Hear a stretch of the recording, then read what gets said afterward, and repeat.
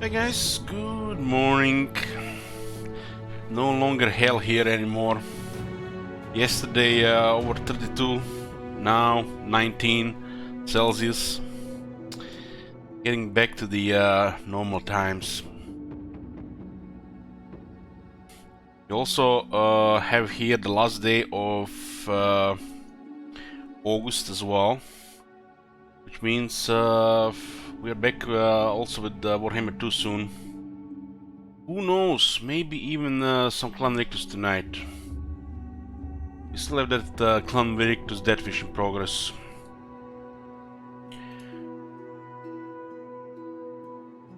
Probably gonna be mixing things with Bell Brothers when I feel like it. I'm not ending this campaign time soon.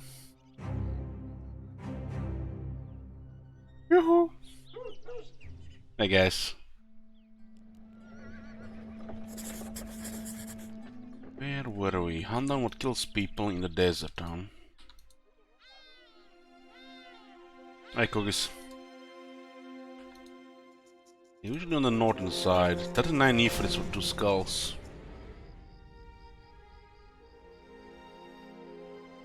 You don't want archers in fights like this.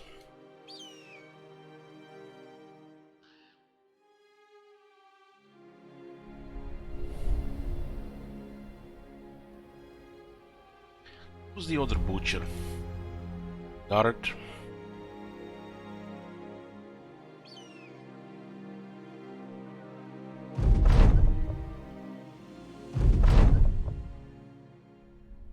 Yeah, the amount of efforts in the south is a little bit way too high.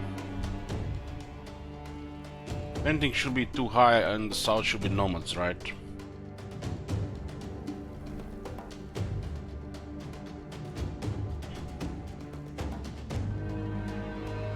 Almost back to the vampire schedule.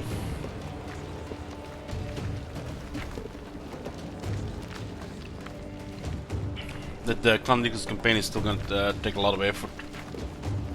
Not even sure where that's gonna go. The Order Tide is very intimidating, that one, but there's definitely a plan.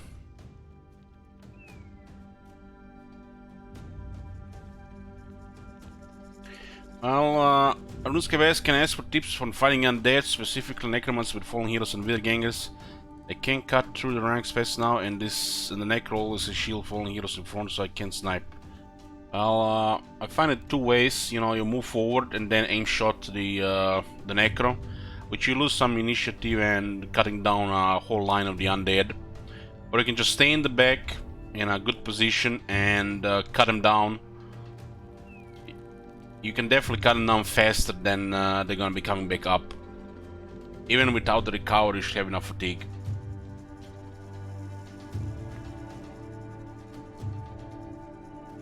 Your archers that would attempt this in the first thing should have bullseye, so they have twice the chance to hit the targets in the back.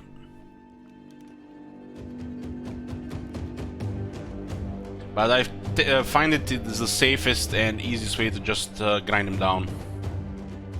No risks involved. Then it becomes just a gear check.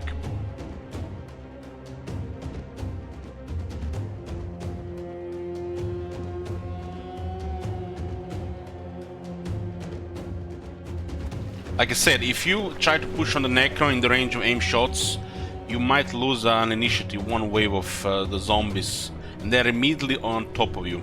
If they have Geists, it's might be a little bit reckless. Now the Geists should be fine, but the safest way is just a long grinder. Because they're coming towards you, especially if they have Geists. The Geists will be over at least one turn, so you can cut them down. At least one wave of them, which means less raising later, and you can get confident faster. That's the usually the easiest way.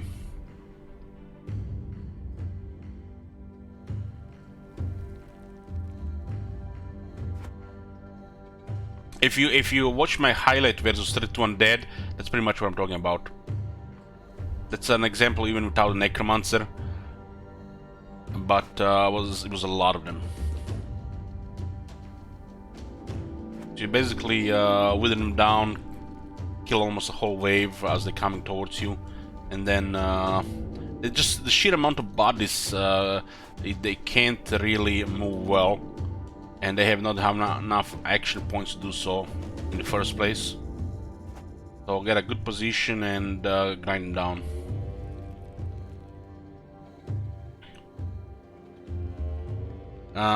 Without the guys, there should be no problem. It's just a gear check. You either have the gear or you don't have the gear. If you don't have the gear, it could be dangerous. But when the guys in the mix, you have to have a plan. Because I build my company with resolve in mind. My average resolve is way over 50, even without a sergeant. I could take like 3 or 4 guys screaming if I have a sergeant. But if you don't have your company built in mind with resolve as well like that, you have to cut down the guys. You can have more than 2 or 3 guys screaming, and it's become more difficult these days to cut them down. So the guys make these fights really unpredictable and dangerous. Have you seen that shit? Holy shit! What the hell? Thank you, Dictator.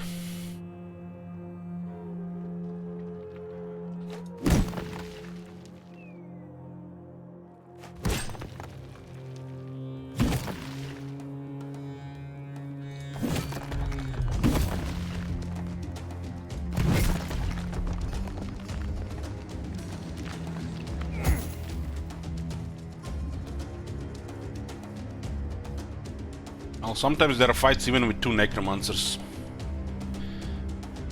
Much later. I was thinking about the blacksmith and surgeon. For example, you have cook, blacksmith, surgeon. You heal faster, you repair faster, food lasts longer, gear, you know, it's easier to recover. Injuries recover faster, nobody gets killed without a permanent injury. It's like almost a bait to take anything else than this combination as the game progresses. Because the cut of downtime is quite important. Like last 2 days, the bounty hunter did shit for us. And there are cases where the blacksmith also makes you money because you get to repair not only gear that you have equipped, but also gear in your inventory, and it adds up. Just hell of a convenient and small profits and over time. Had a fight 4 champion goblins? I did as well. There were 3 of them were skirmishers. We rarely ever seen any other champions these days, mainly just goblins. The paymaster and scout are pretty much a must in a big company.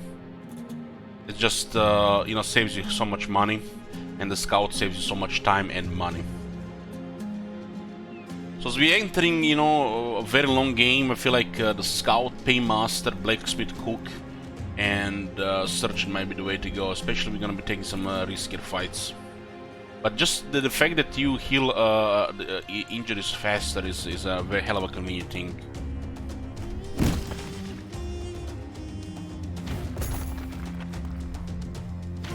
So you repair faster, heal faster, injuries go away faster. It's just hell of a convenient.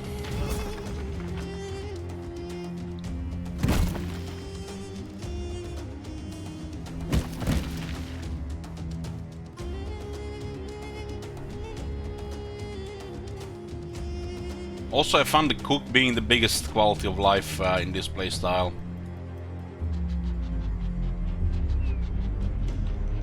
That's a lot of them, and they keep hitting with those range attacks. Mr. 95.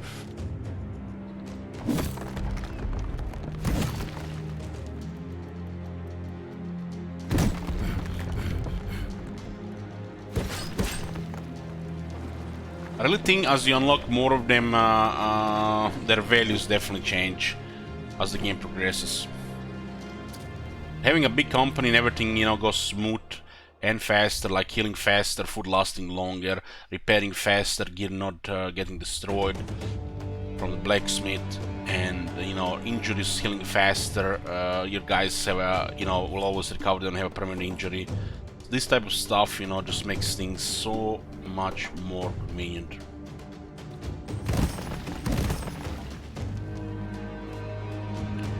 The bounty hunter is a huge payoff, because when you find champions, you're gonna get extra pay for them, and also big payoff is of course their famed items, like their armor and their gear. But they're still very rare, even with a bounty hunter. And there's no guarantee they're gonna have good items. Like we had the champion necromancers, like 3 of them all have daggers. So the bounty hunter is definitely fun, but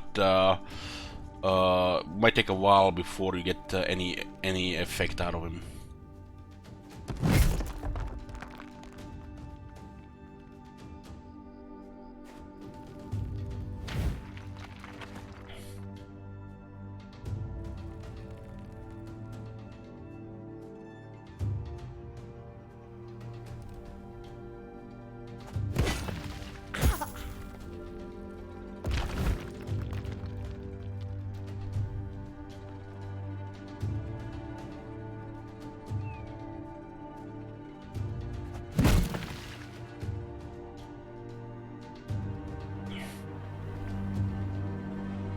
Yoo-hoo. Hey guys.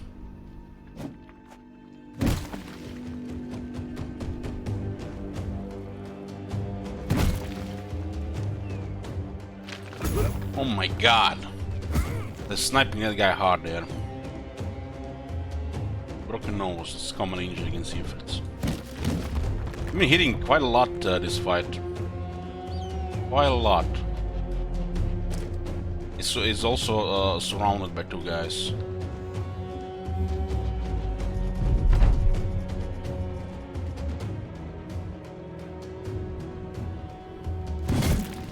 Should need to really destroy this one before it goes. Anything else happens. This is royalty, only 1 hit.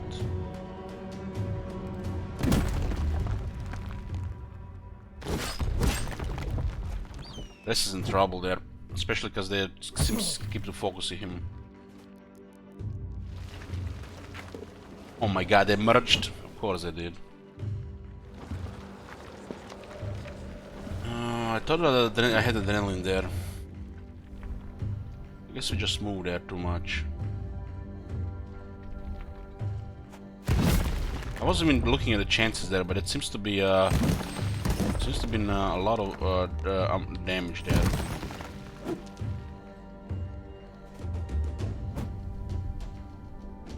When they have high ground, it's also a little bit nasty for the melee.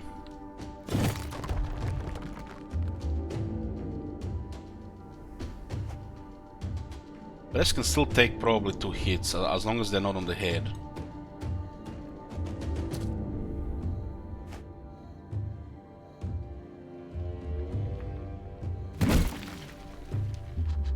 Guess we didn't have adrenaline there last time.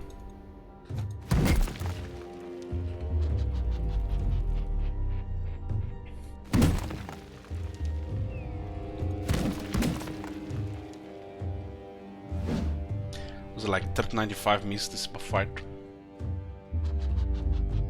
Just have to get rid of their numbers so that they can spam merge anymore. It's the big ones that are the biggest threat. The medium ones are a little bit unpredictable because of the head injuries.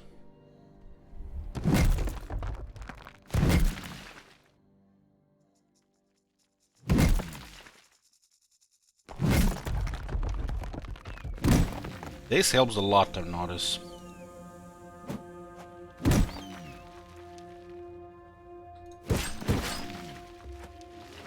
Either is in a little bit trouble there being surrounded like that.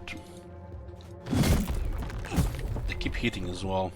Not a very high rolls either. That was a good dodge, but it was in our favor.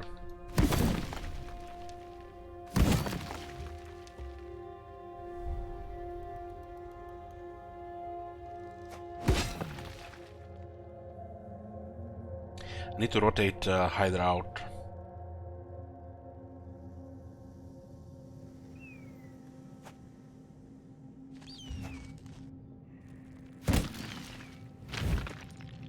Ooh, they're shooting. Shot goes astray, but it looks like they were shooting. Might have been shooting brass again.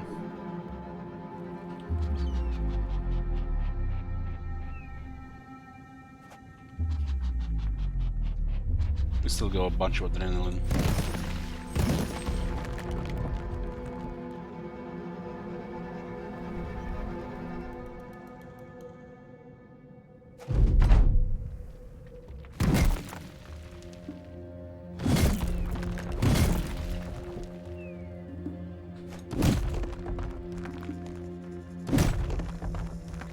This is the round where we can kill quite a bit.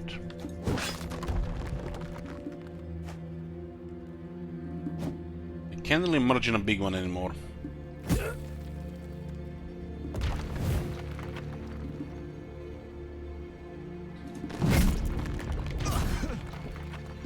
Still shooting Hydra there.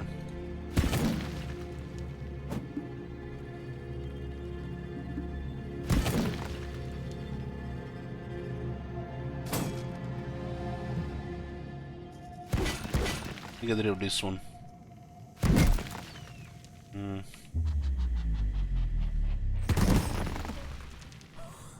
Hey, Galmo.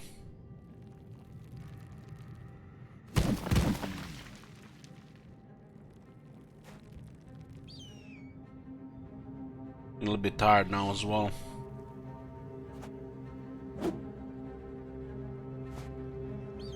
No merge. Interesting.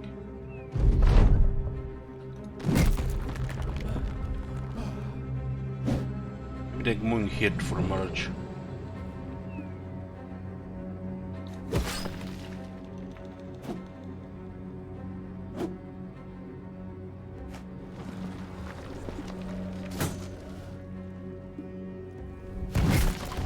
That's a high roller. Fucking hell, what is that? 18%? It's like three hits on the 20% on Hydra like that. Now on the head, but a low roll.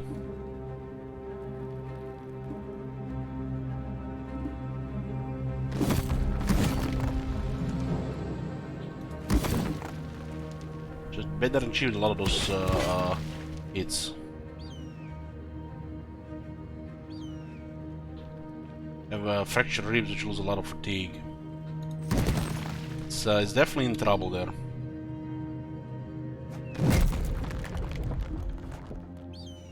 Way too many random hits there. Wasn't even high chance. This is very low stuff.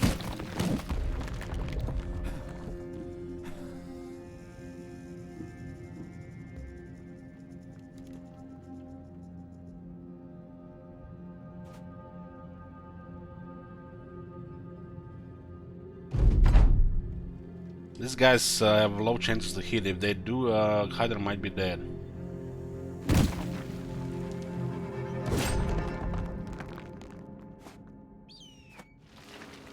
Still try to hit him with a projectile. I have about 18% chance to hit him.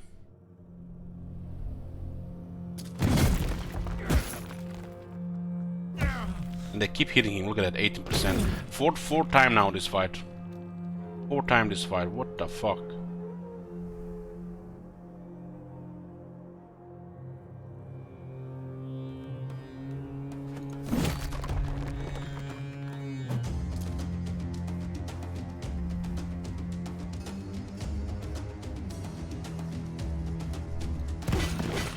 This one can also try to shoot him with range. Yeah, Hydra's MVP. Apparently.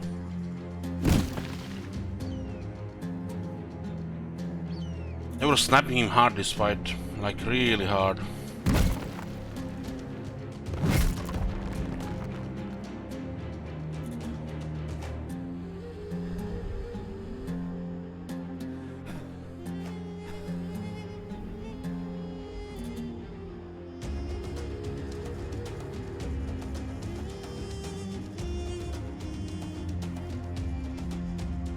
can't even get away. That's the best thing. I don't think we can even get away. This thing will still be in range, I think.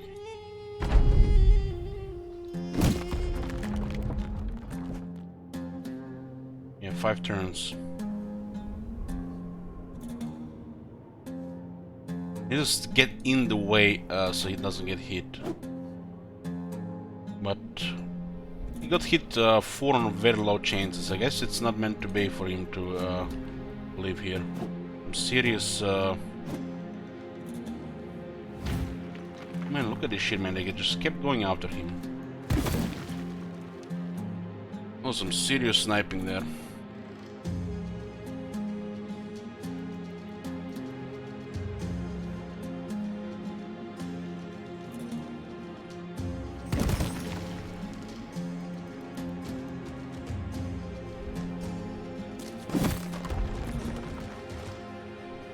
I nearly killed Hydra here in this fight. I was 4 hits on like 18% chance.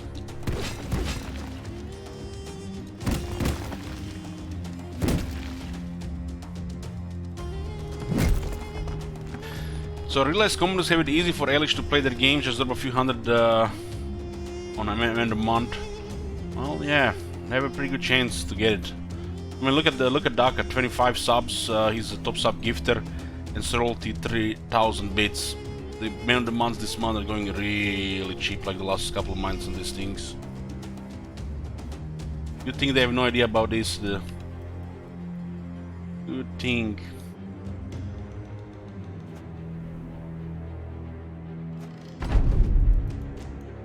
I think the last 3 months, top cheater was getting man of the months for like $30.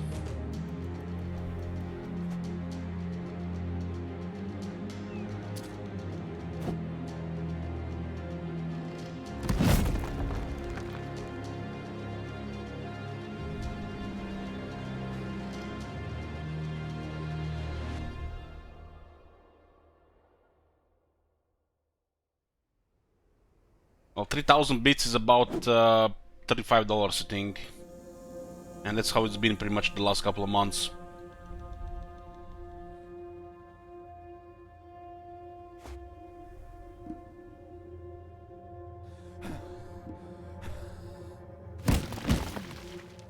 Nobody's even trying to snipe it, you know, it just basically stays at the same amount as well.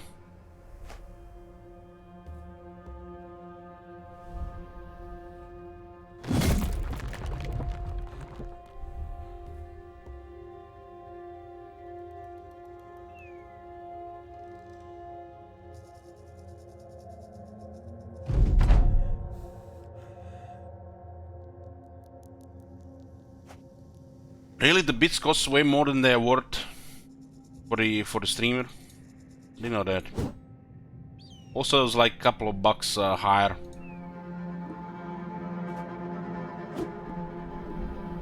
Like 35 for 30.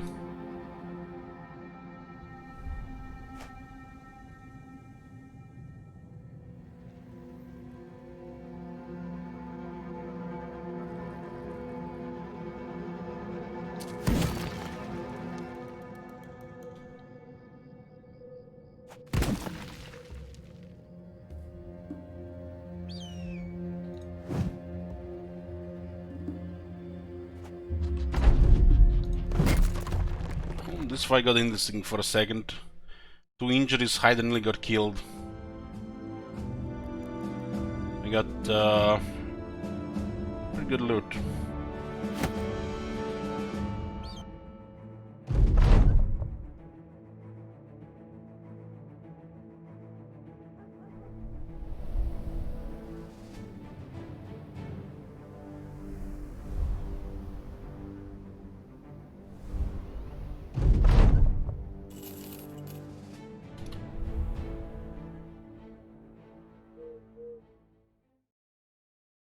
So we have Cook, which makes all provisions last 3 extra days, increase hit point ceiling rate by 33%. Hell of a convenient. And the food lasting longer is also profitable. So you heal faster. If we had the blacksmith as well, repair speed would be also 33% faster. which would almost eliminate downtime, and some of the stuff that we are selling would actually get to that value faster, which is less relevant, but it does definitely add some money. Also repairs all armor, helmets, weapons, and shields worn by your men, even if they're broken or lost because your men died. So shields that get destroyed, or the guys that get killed because the armor got wrecked on them, would actually be lost. But here, you actually get them back at 0 durability.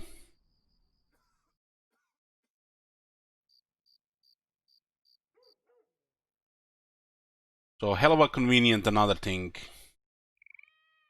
And the third thing that would also cut down time, makes every man without a permanent injury guaranteed to survive an otherwise fatal blow. So you just get a permanent injury. Some of them could be nothing, some of them could be very crippling. But the fact they have a guaranteed survive, it's a big deal.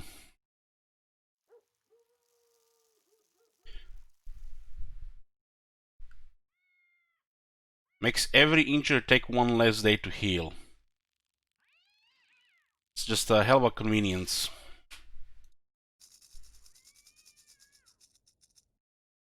Hell of a convenience. Cutting all this downtime.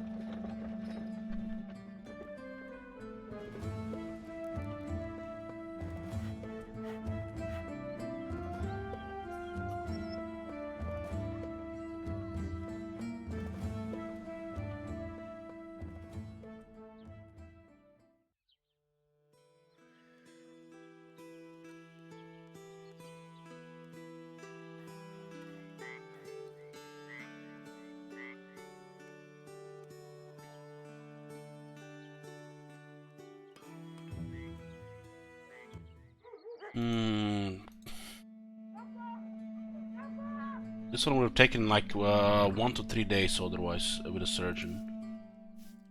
1 to 4 days.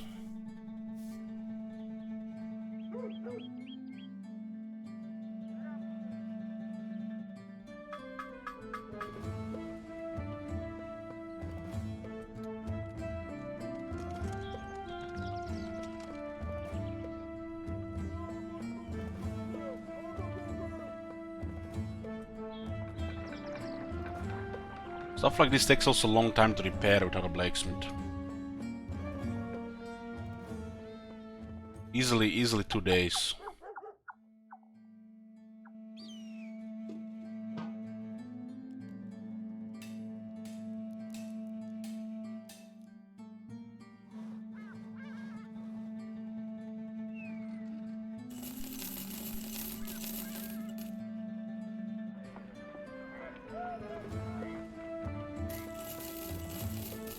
It's all worth selling here.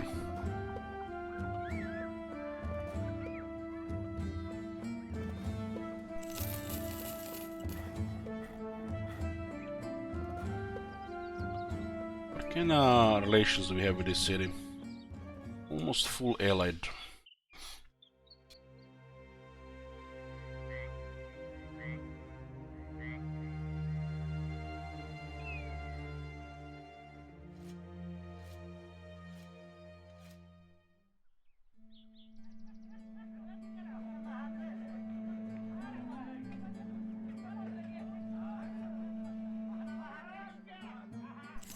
This could be anything from nachos to the hyenas to serpents.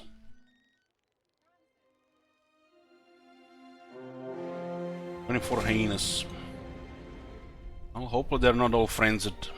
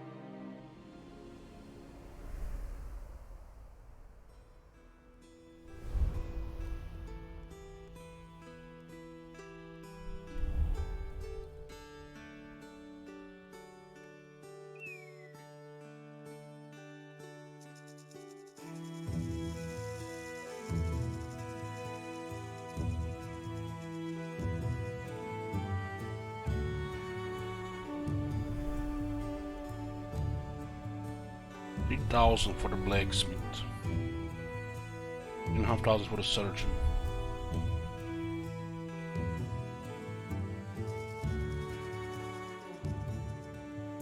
Hydra is dead? No, almost died. Almost died.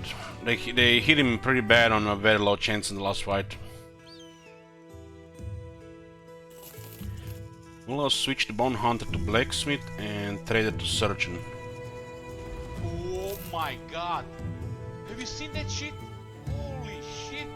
What the hell? Hey, Merry Prankster, thank you. Lurker here, thanks for the stream, Elch. You got me to try Battle Brothers. It's fun but painful, yeah. Yeah. So with Blacksmith, Cook, and Surgeon, we have the ultimate quality of life.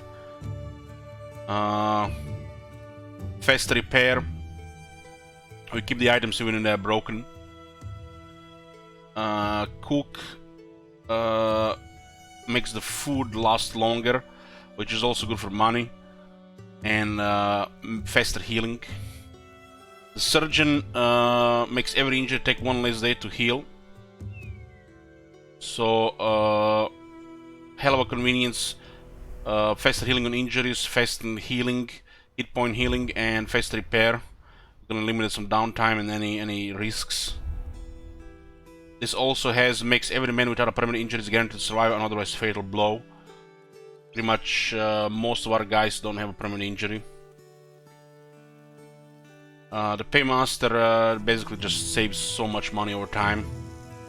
And make sure they don't ask for a raise through events. And Scout just make us move faster, which is both beneficial to saving money and getting there faster to make even more money. Prevent sickness and accidents due to terrain as well.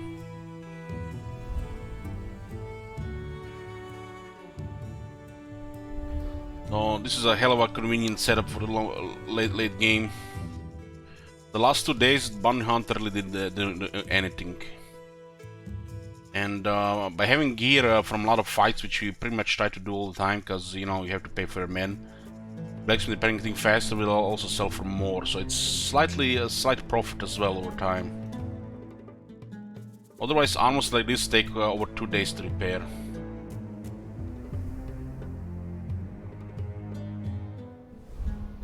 Bounty Hunter is very good, especially for a long game. Huge payoff sometimes, but it could be days without any champions still. So it's just one of those, you know, get lucky for a big payoff still.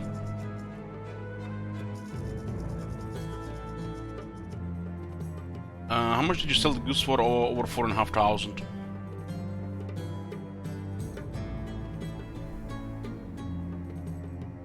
Yeah, I'm liking this very convenient high quality of life setup. We'll play with this a bit. Honestly, Cook has been the biggest quality of life we added, and it's profitable as well.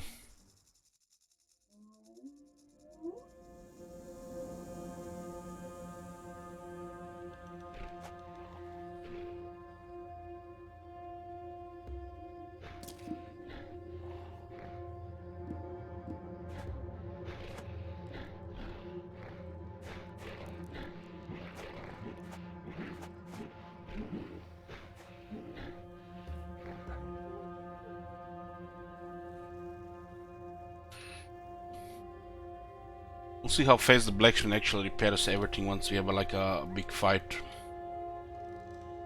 It should be very noticeable at 30%.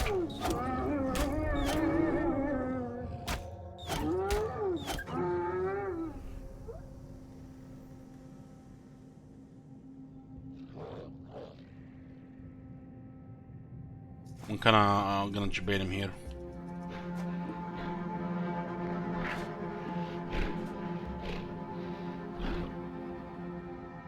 Now, from my experience, the scavenger doesn't give you that much back.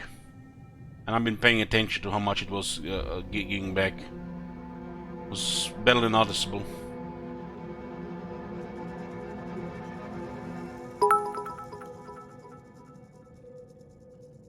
Oh, holy shit, hey, RuneScape, thank you very much. Yoo-hoo. Should have probably done that in like 8 hours so you can guarantee a snipe. Now you declared yourself.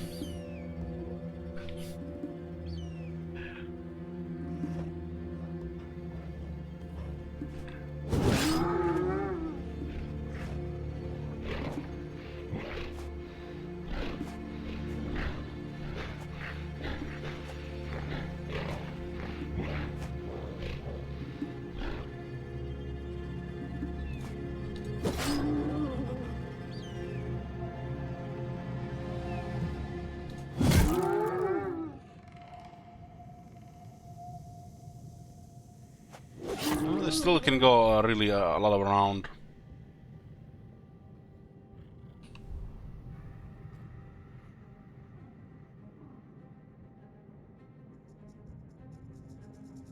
I mean, the scavenger makes money, and I feel like it's only useful if you're not a lot of time close to the castles.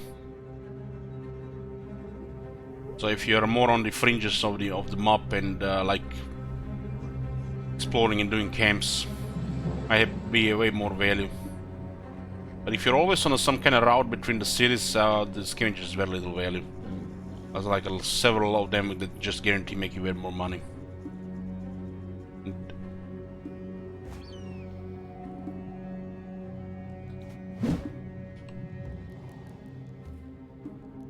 Does look like they're gonna be on the archers.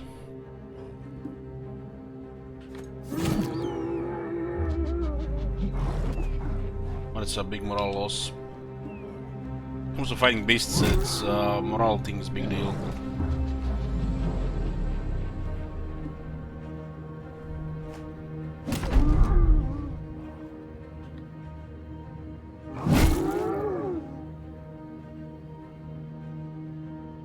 Oh, they actually all got knocked down there.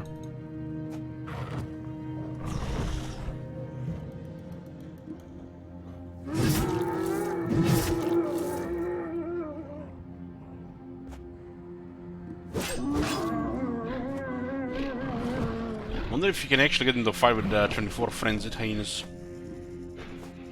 That would be crazy if you give them if you don't engage it right.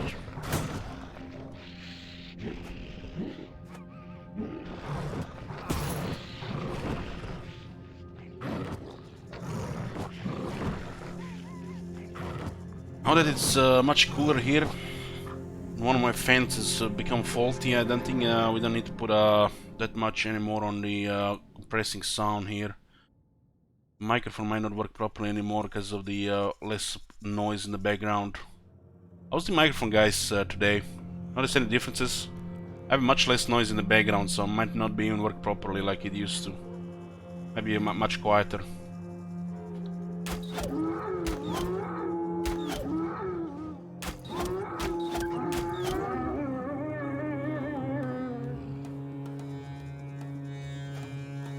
What the hell? 12 months, whoa. Damn, Prankster, thank you very much. Appreciate it.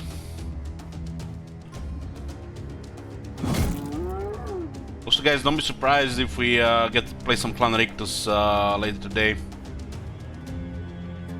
The campaign still requires a lot of work. Might as well get back into it. Probably gonna be mixing it up with Battle Brothers until the Outworlds get released. Not enough ASMR. Well, this microphone is not only for ASMR.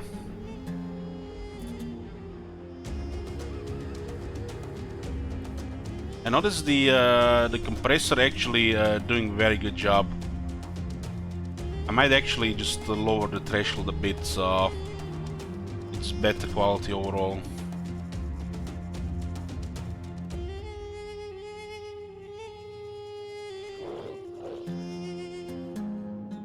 The filters, if they're tuned right, it's gonna be much better overall quality. They definitely were needed.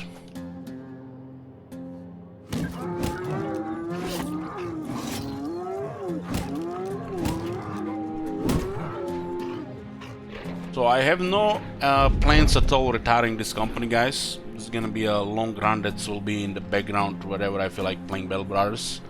And I'm planning to do the monolith. when I feel I'm ready. Gonna be the third ever monolith. Hopefully not everybody's gonna die this time. I think we had one survivor last time.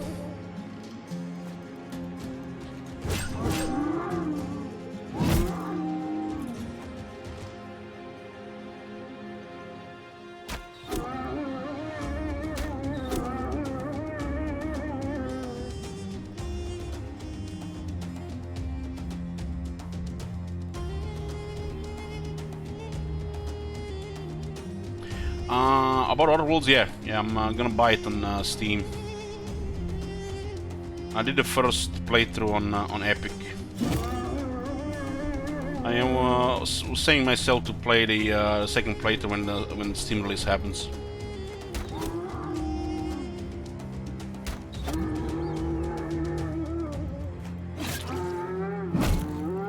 Very nice of them to release an expansion the same time the Steam release is. I'm a little bit surprised we're getting 2 expansions for it. You missed the Chainsaw Massacre guy on Fallout New Vegas? Well, if you get a Man of the Month request, just request it, we'll do it again.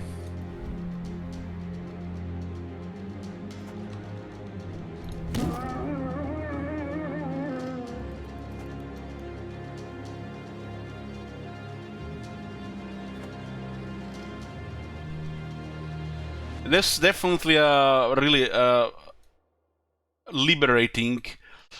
You're just killing people like that, not even caring about a lot of things.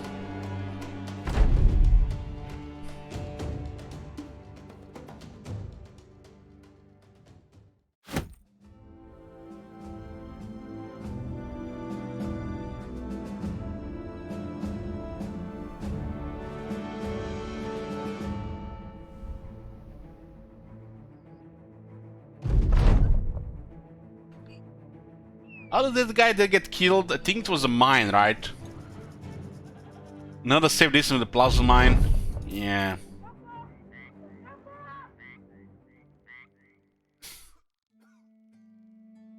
And the plasma mines on very hard cities from far. Like impossible to survive, even on the best drugs.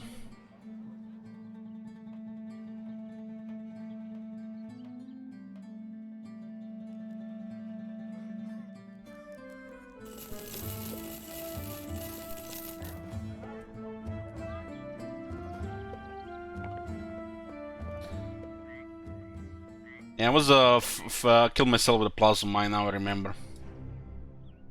Was going so well. Why they had to use that plasma mine? I don't know.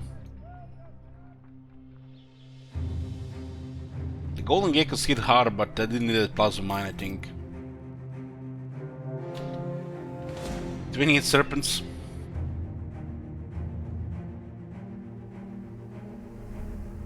Wonder if we're gonna see over 30 as the time progresses. It's cool that we get into bigger fights over time. 2 years now, boys. We're in 3rd year. 3rd year.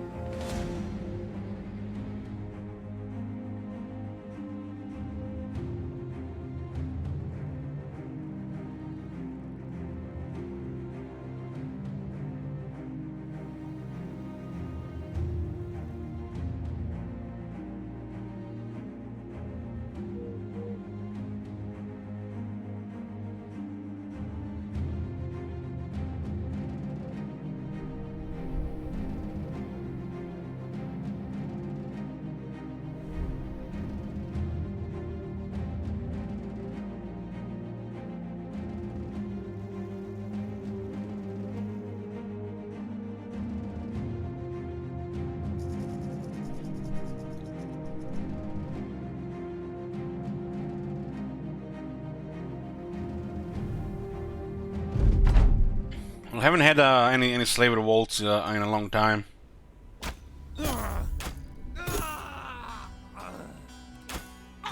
Oh, Gimli actually has a pretty good chance to hit the nomads now. When is the Eldritch Fall Guys stream? Okay, there you go. A2, Fall Guys. A2.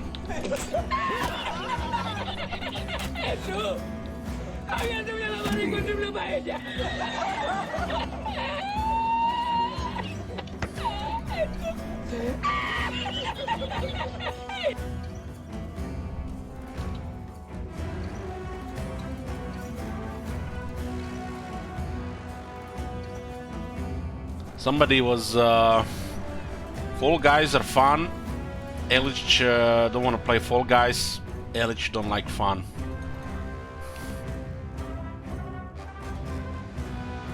At what point your ammo does your ammo refill? Outside the battle, you use the ammo from the carts. You can store up to 300 ammunition.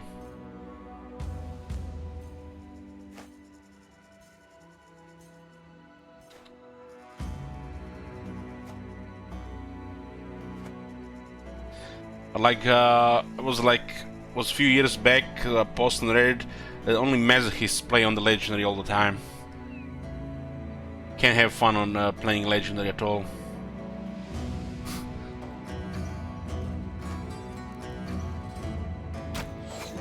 I'm a masochist that doesn't like any fun. Or, you know, they don't like my type of fun.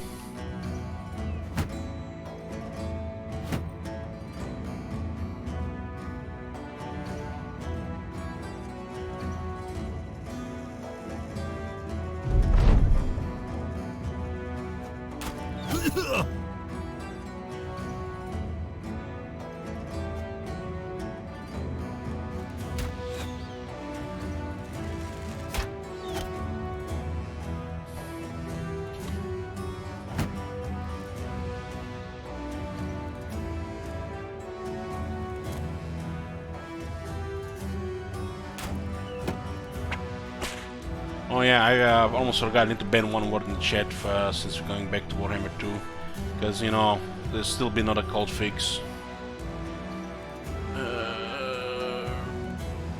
Where the hell the option at?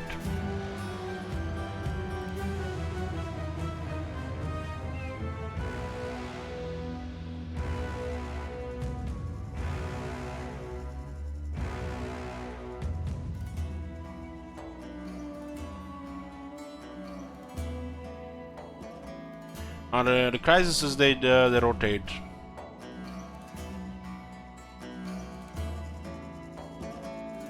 Ooh, nice! Twitch actually put an option followers only for the clips. Nice. So nobody gonna be making clips of random clips of music anymore, so I have to delete all the clips. Ooh, we're gonna have to follow this channel for 3 months if you wanna do clips, boys. Very nice Twitch. Nice backup for those scumbags.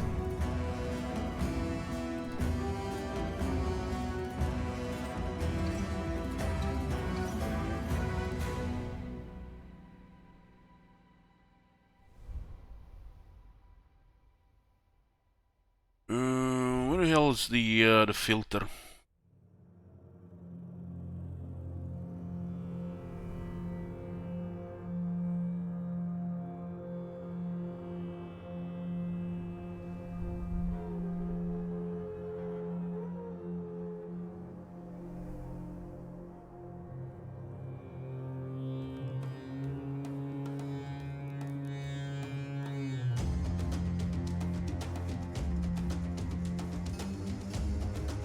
Moderation.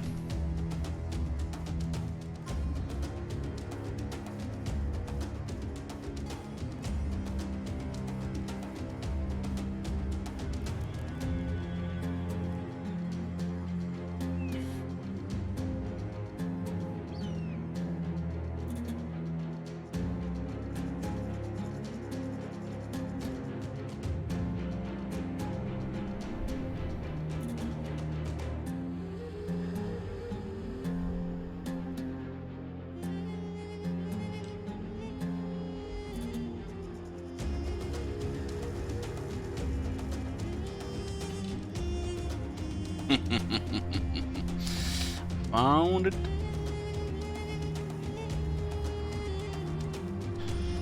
Yeah.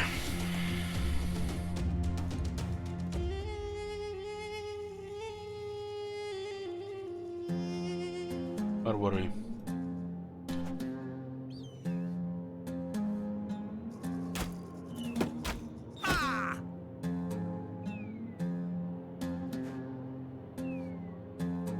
Any mods in the chat? You guys see what was added as block terms? Wonder if the mods actually can see that.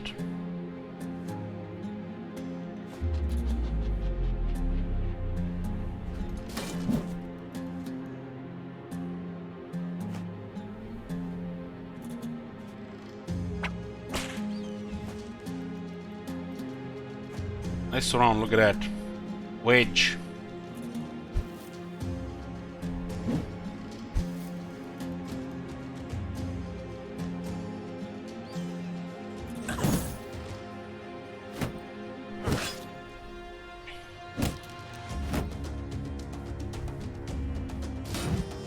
I just added the backspace to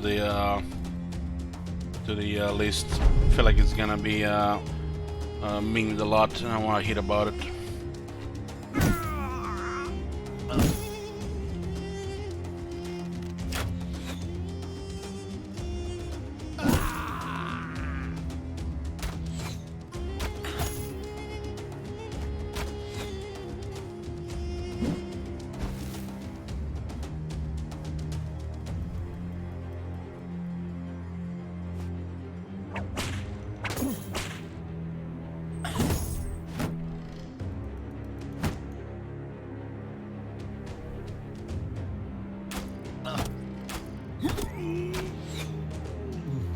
What tier 3 weapon do the brigands have access to?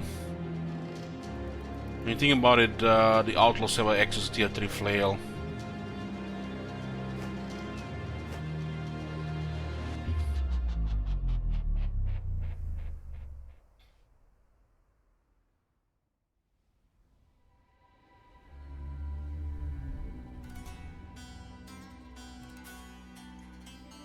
You no matter what, Akatama, you want 15 to 20 range defense, no matter what. Because if you get into fight against serious stuff like master archers, mercenaries, especially they are champions, you're gonna get slaughtered. You want 15 to 20 range defense no matter what. It's still gonna be a pincushion with that. Put him to 15 range defense, while all the other guys have over 15 on this type of target.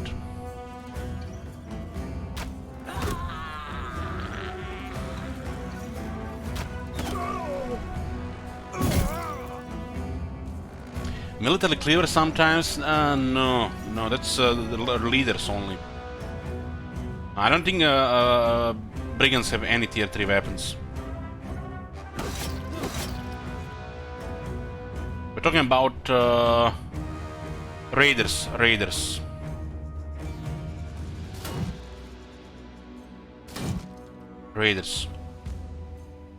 Outlaws have sometimes tier 3 weapon.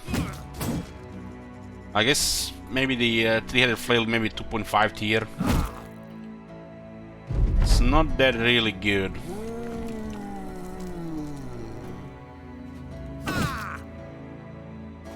Kinda sucks against armor, right?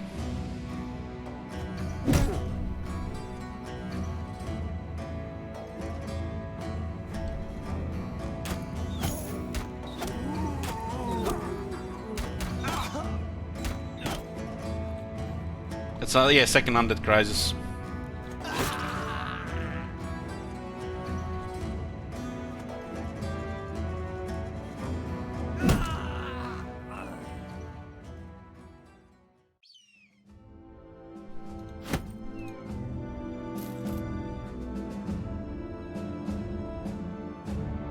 Oh, I built my range. I still want them to get shot at, so I keep them between 15 and 20 range defense. Don't go over that. And make sure it's even out from only potential range targets, like pole arms and the bows. So Rival has 16, Gimli has 20, Archmagen 17, Duck 19, Flypaw 17, Breast 17. I still want them to get attacked by range. And I want them to be even around, so they don't get focused. I think 20 is pretty good against some quality range. Well, they're still gonna get shot, so they don't spam your guy with 4 or your guy with 1.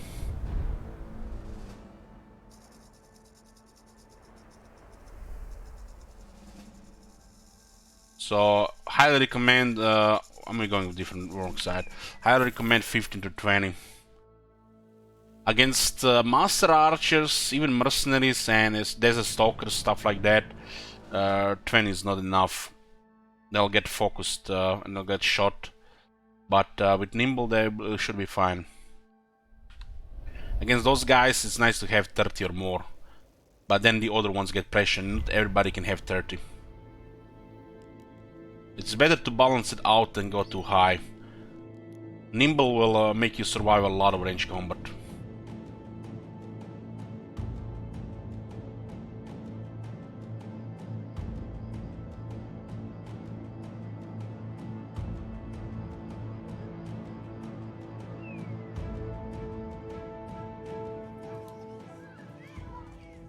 Reading games.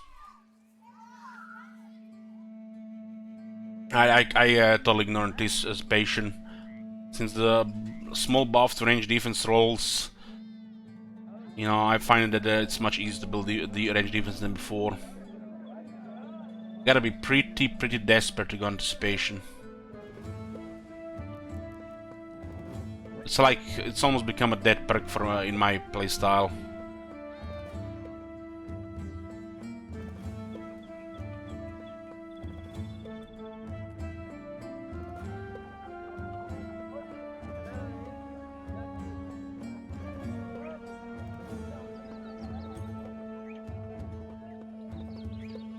I think if I would think that I would need some defenses, I would always go dodge over anticipation.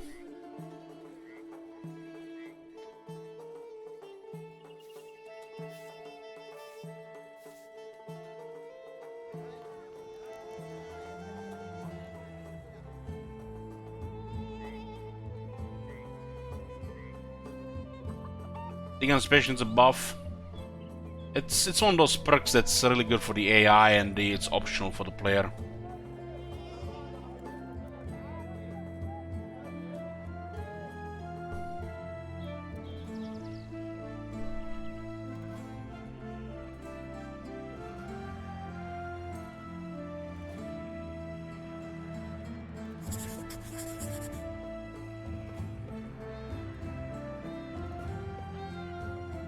We have 4 matches. Oh, nice, we're gonna be getting the 5th one. We have 3 arena veterans, and we're about to get 3 arena fighters.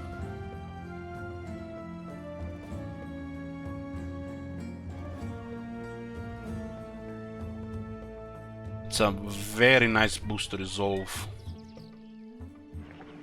Seralty needs a resolve. Structural will be even better than.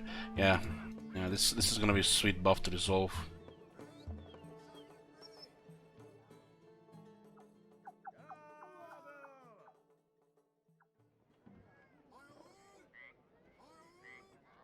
I guess anticipation could have very good value if everyone had it.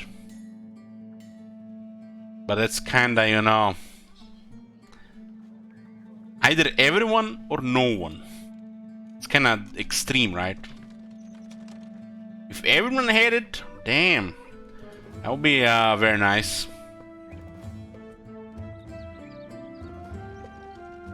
If you put anticipation every single one of your guys. Except maybe shields. So everyone had it, huge thing. But honestly, the range isn't that scary that everybody should have it. So it's better for nobody to have it.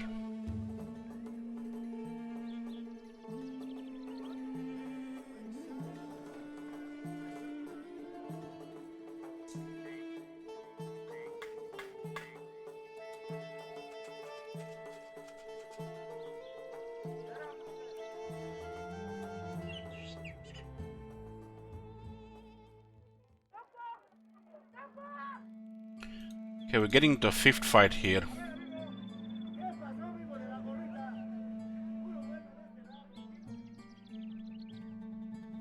Hydra, Hellman, And Rubio have Arena Veteran. 72 resolve on Helmgorst. And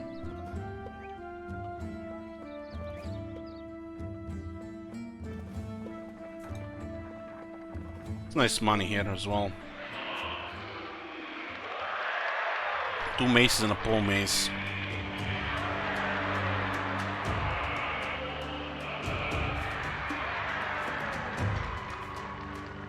These are 2 Edge Knights and a Gladiator.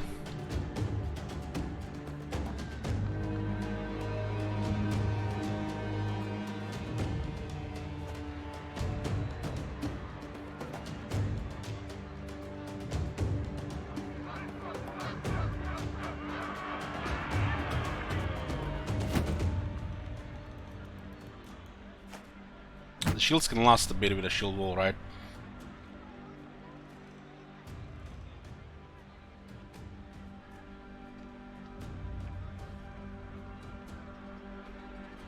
It's almost not even worrying what going here. Just go for the hammer.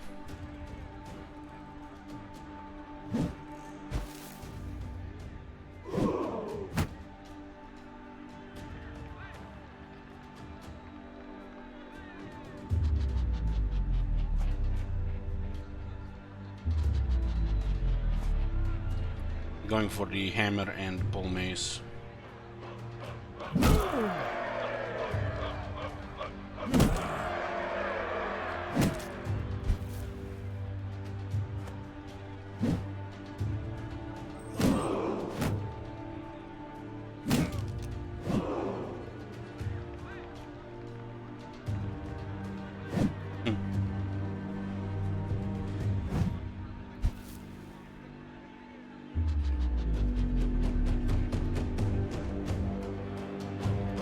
Come on, what the fuck?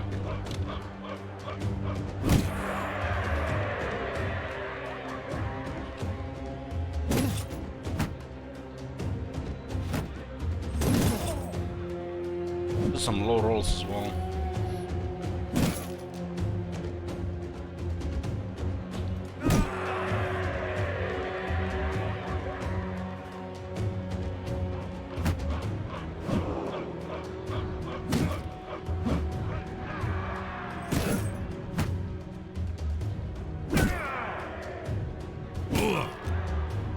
Such low chances, man, and they keep getting hits.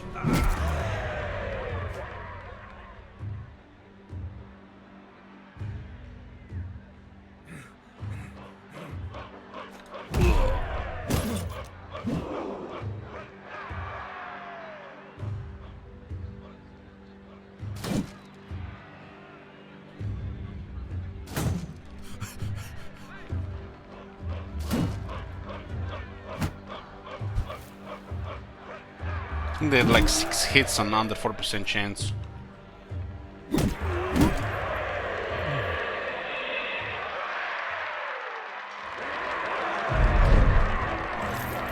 think it's far from bullying. It's more like bad RNG missing.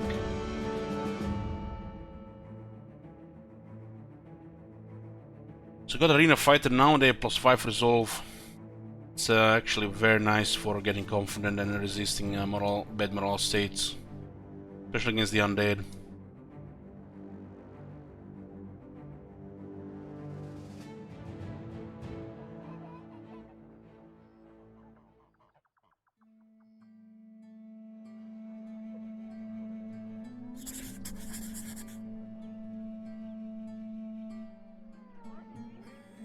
It's a very expensive silk.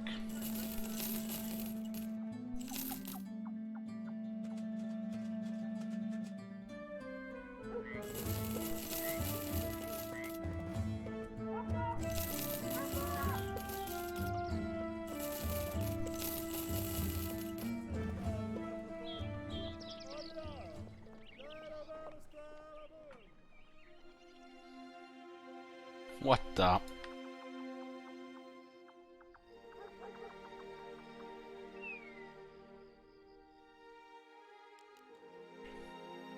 Still 42 hours in blacksmith.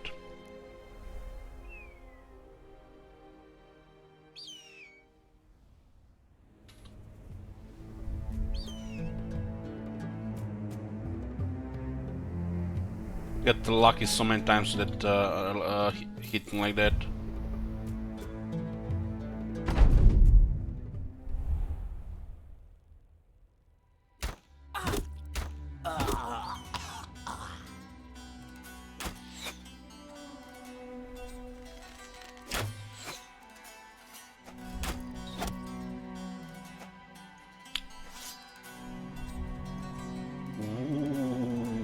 The leader with a spear wall.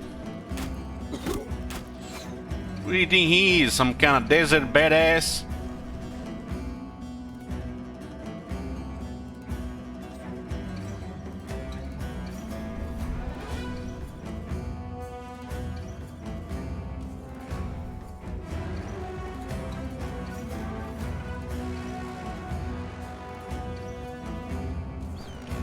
Well, we know that the nomads have meta-humans.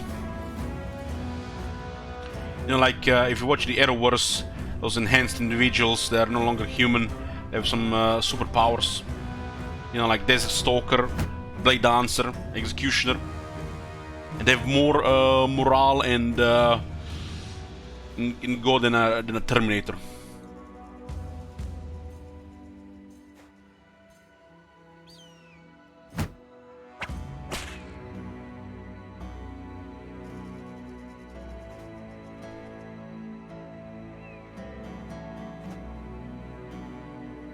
I guess Terminator is considered undead regarding morale.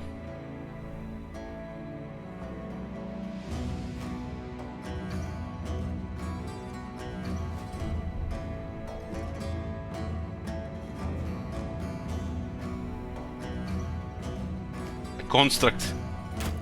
Yeah, Construct pretty much. Nice one, Gallimore.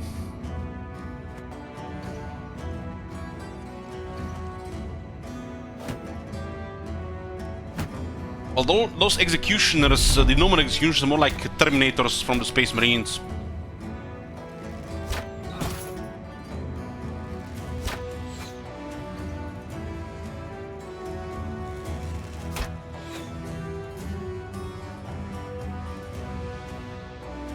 Looks like lunch is ready, boys. We're getting back to Vampire schedule. How's your schedule these days, Shield Wizard?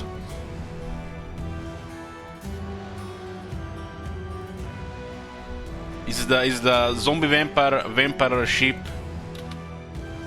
Just fix it. Well, you got up 7 AM today, so you're in the ship schedule.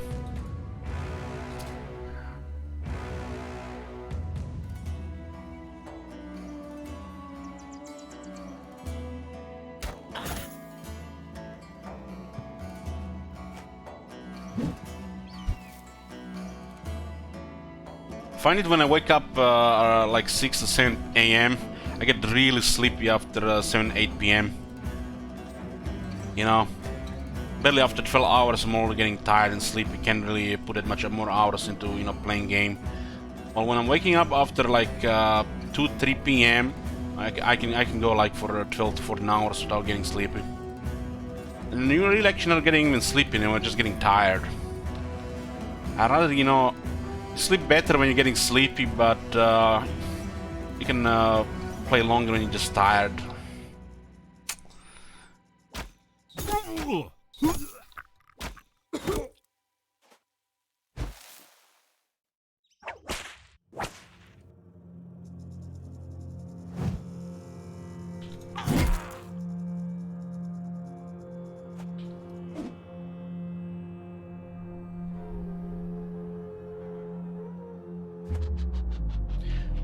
Did you miss the fight earlier? Hydra nearly got killed.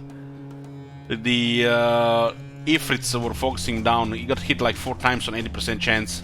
Nearly got killed. I was expecting him to die there. How bad it was looking. Oh man, I had Paul Hammer there. Forgot. It's not like it's required. Needed.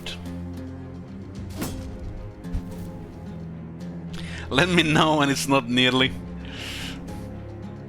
Well, I totally expect Hydra to die when we're gonna be doing Monolith.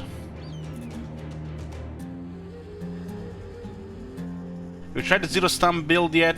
We have a couple of builds like that. I mean, zero stun when you're not building up stamina, you're not losing dodge.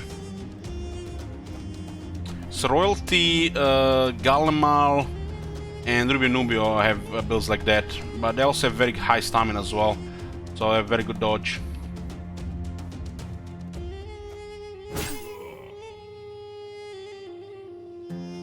It's confusing. Was confusing at first for me as well. RuneScape. He means that the build that doesn't build up any stamina. You restore 15 stamina, fatigue turn, and you don't use much more than that. You lose less, pretty much at 15 all the time.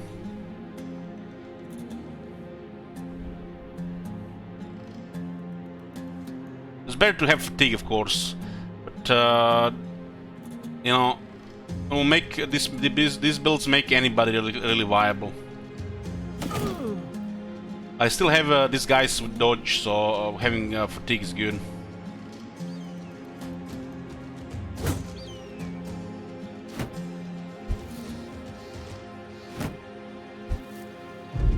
So what I think he means there is you're building a guy that doesn't put anything into fatigue, so you ignore fatigue completely. You probably gonna end up with like 30 or less fatigue in heavy armor, or 60 less fatigue in light armor.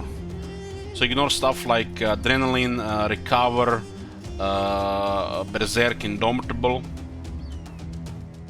and you basically just swing once a turn with either a melee weapon, a reach weapon, or both, and never build up any fatigue.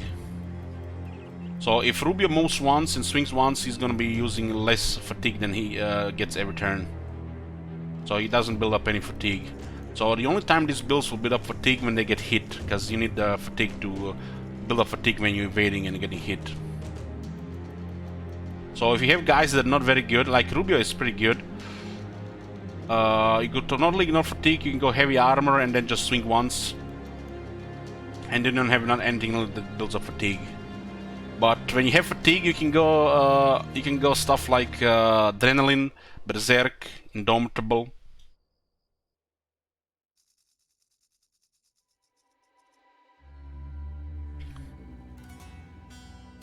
I have 3 Hedge Knights that are built very versatile, so damage dealers and some tanking. And I have 1 Hedge Knight that's built up without indomitable, that has option to switch to pole hammer with quick hands, and they all have very impressive fatigue, because I want berserk and adrenaline to be viable at all times. All 3 of them can go also indom tanking.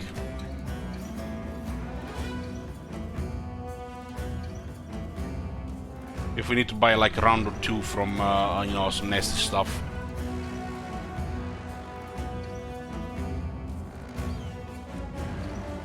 Like I really like this, for example, like Royalty. You know, this is what I was talking about, creating a 2-hander that hits hard and tanks really good. So basically I don't build up any fatigue here, so no adrenaline, no berserk, so which means we don't need like a cover either. And then we go dodge and relentless instead, and we have very high melee defense, like over 60 at all times, and still hit very hard. You can tank well and you hit hard.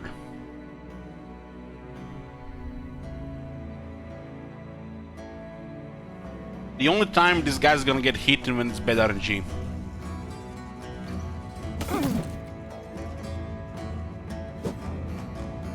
And when they're confident, they can go over 70 melee defense easy.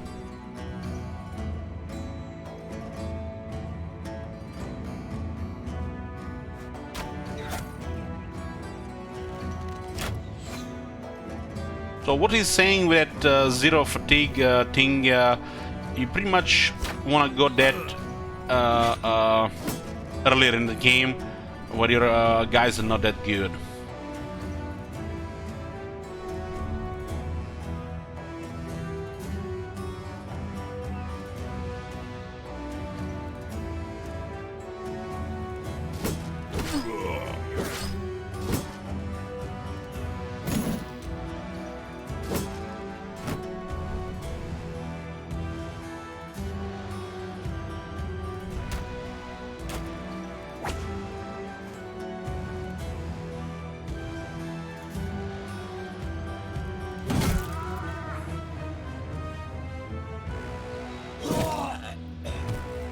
There's a rock here, we could have just murdered him here.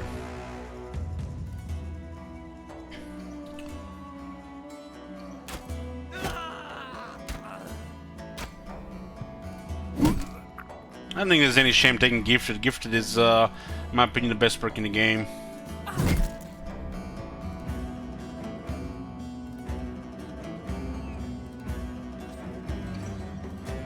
Then again, I'm playing Iron Man without no saves coming.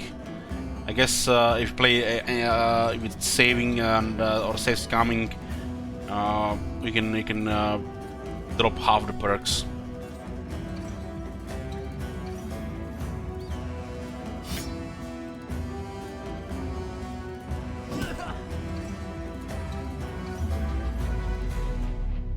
So you have to adjust, you know, what you're doing, of course.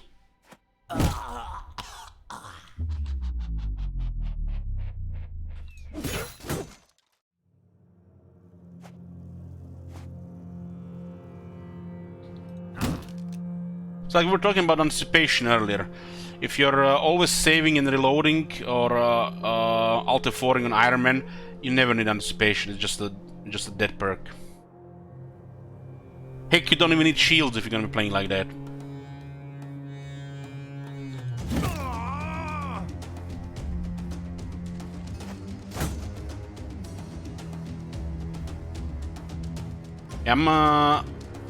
Well, there's a little bit downside to student because delays, you know, the better perks. But student is rarely a bad thing.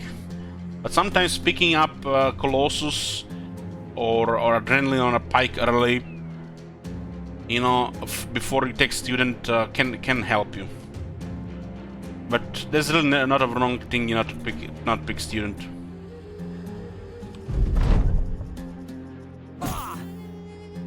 Well, definitely just delay one of the other perks though, but which you're gonna go get to those perks even faster, right?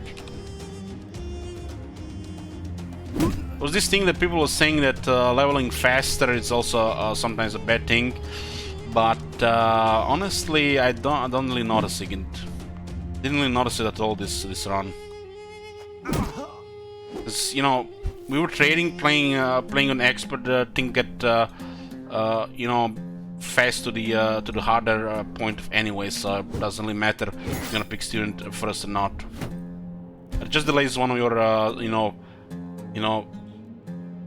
game making game easier perks instead. Like on the new guys having Colossus or first, you know, you could increase their odds of surviving, right? Or eliminating downtime and surviving more if they get injured.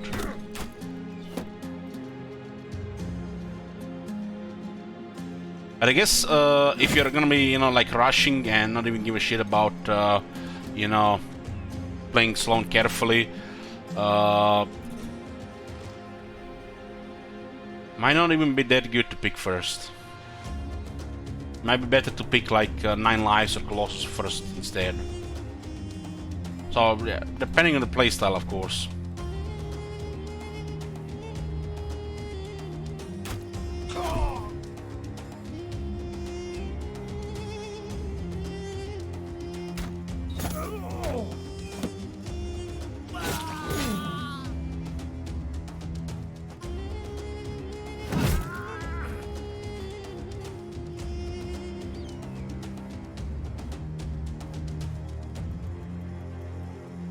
Good morning.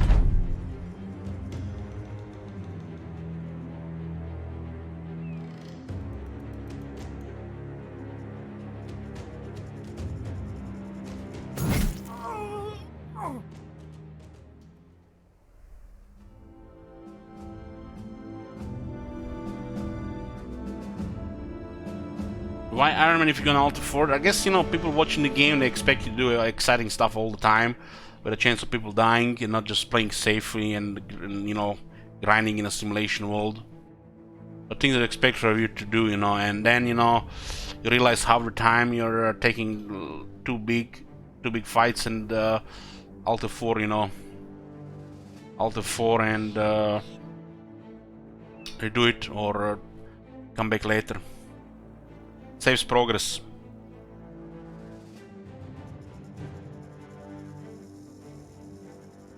I watched, for example, Arcade playing Legendary, and he was alt F4ing at times. And then got me thinking, gotta understand it. He doesn't want to lose hours of progress, but still, looks really bad.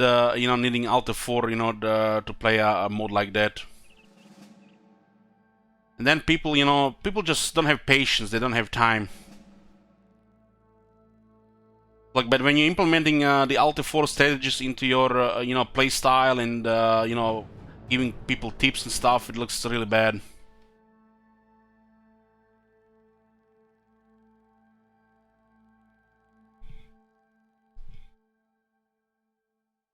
It's like today I feel like people don't have any patience or time to do things. So setbacks, cost time. They always say, we can recover. It's gonna take longer. Can never lose. And instead of having setbacks and trying to recover, they just eliminate that part of the game completely. And then a lot of these people, maybe not the streamers, complain how the game is not challenging and the AI is stupid.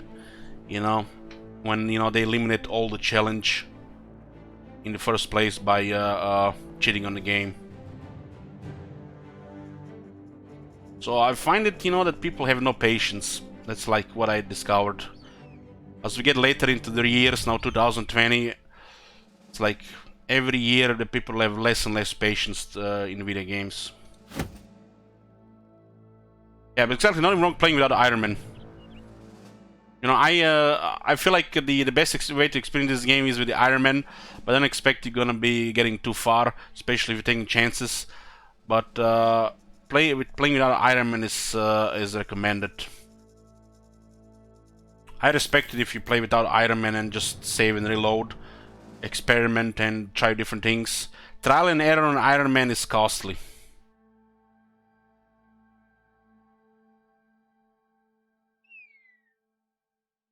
But having patience is becoming a big problem in gaming industry. People have no patience anymore.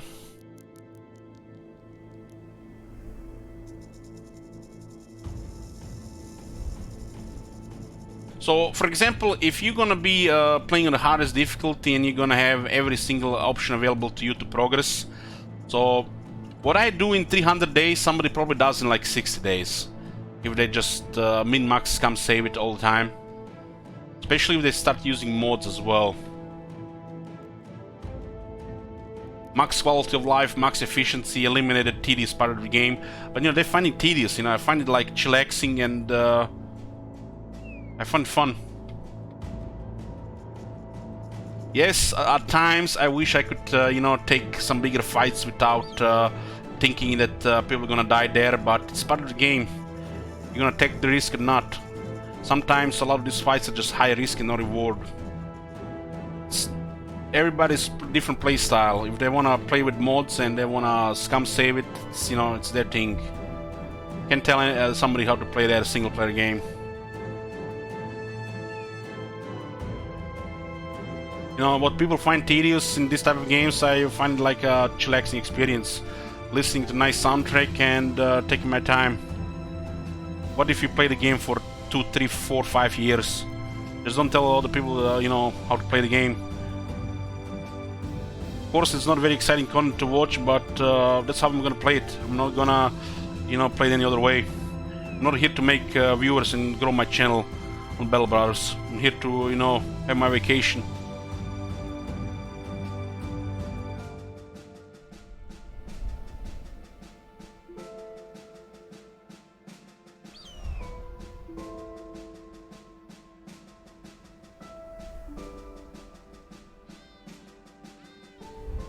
This is pretty much how I'm gonna play the game nearly always, 9 out of 10 times. Slow, chill, gradually build up, very long games, minimal risk involved. While there'll definitely be some fights that will be harder. I'll be making highlights of the fights for the people who don't watch the rest of the game. And There are gonna be also times when we're just gonna be doing other origins, which I don't really find good for the long game, and we're just gonna be playing until we die or first crisis.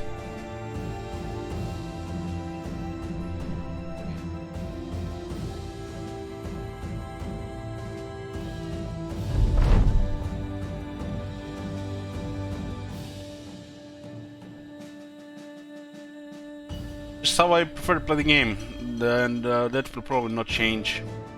Over time, as we stop looking critical information, I'll be doing more dangerous fights. You've seen this game, how long it took us to even consider fighting Ifrits. Now we pretty much do them all the time.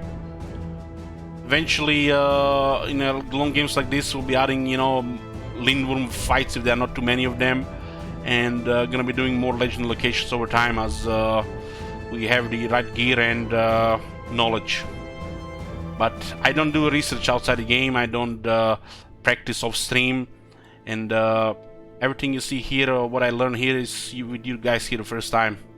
I'm not gonna spoil my save just to do the fight better so you guys can see more of it. What's the point of that? Like, I never seen anybody do Monolith, and I do Monolith twice myself. First died miserably, and the second one barely got alive out of it with 1 or 2 guys.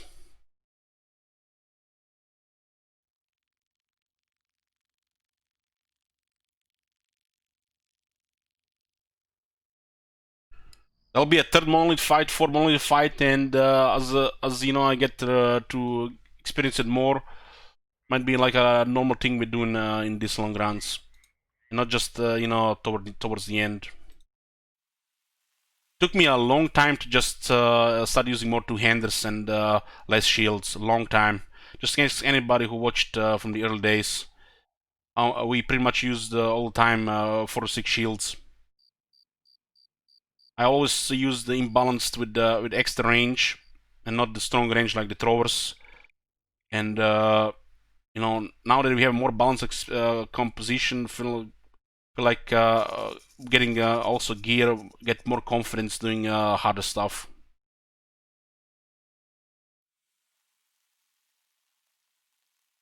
There's always gonna be fights which have risk involved and somebody's gonna die.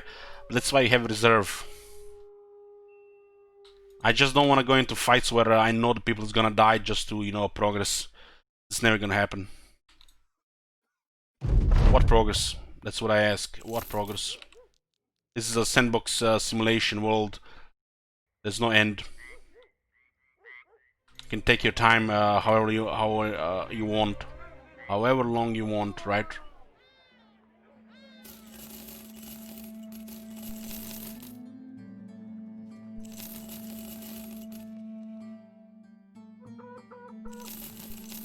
And my lunch is getting cold.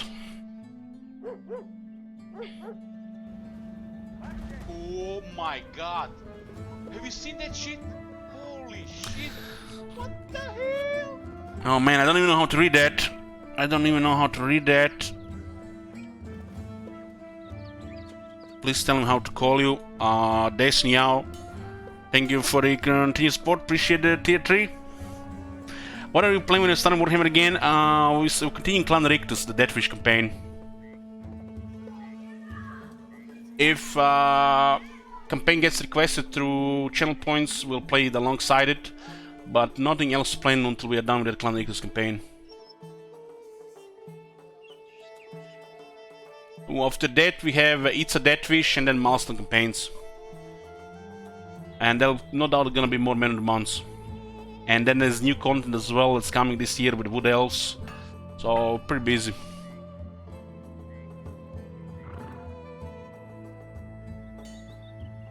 What I'm having for lunch, chicken and vegetables.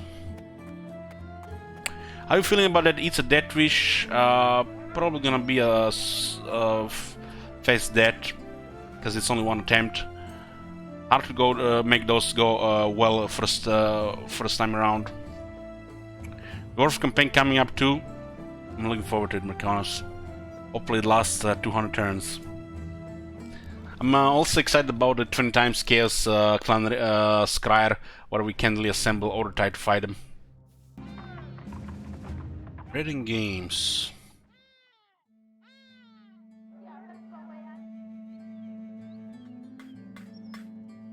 Ah, that's why we got paid more for the arena.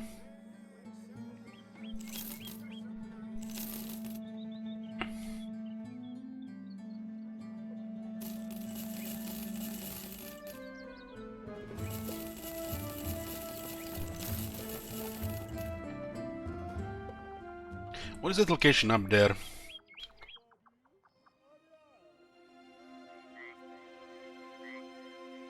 The one has been there from pretty much start of the game, I think.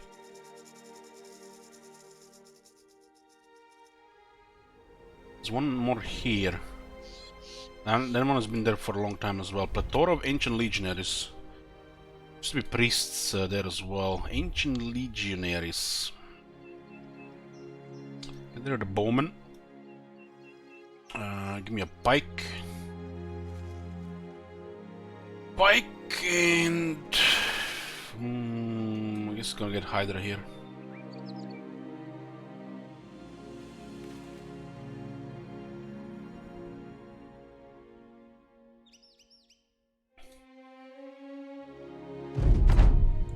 They need 2 ancient legionaries. Yoo-hoo!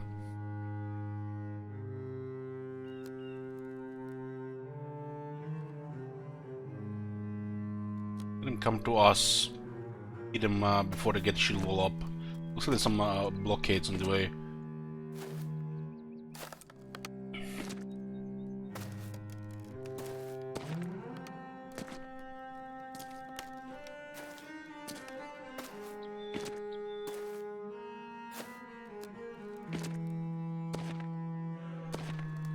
It's a lot of pikes.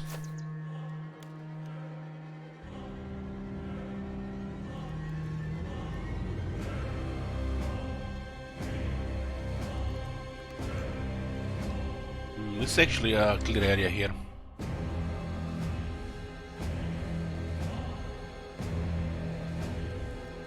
Let's go a little bit back. Man, these new additions on the battlefields look nice. Definitely add some to the atmosphere.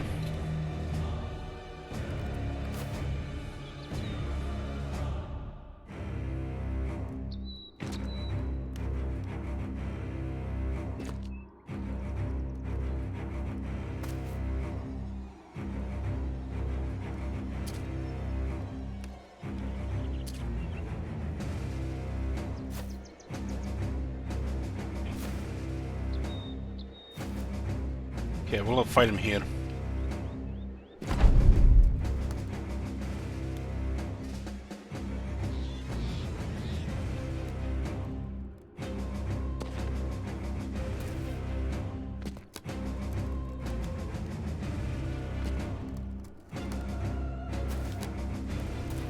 A lot of bikes. That's a lot of bikes.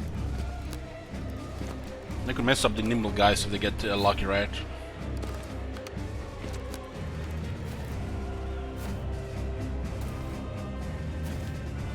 They'll also get totally destroyed by the hammers. They don't have very good health. Somehow survive down.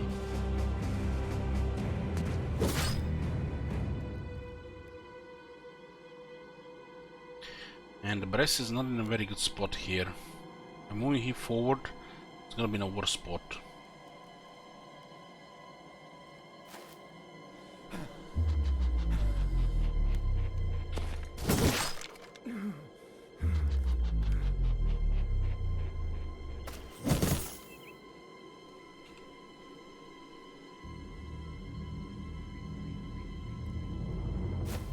Nice.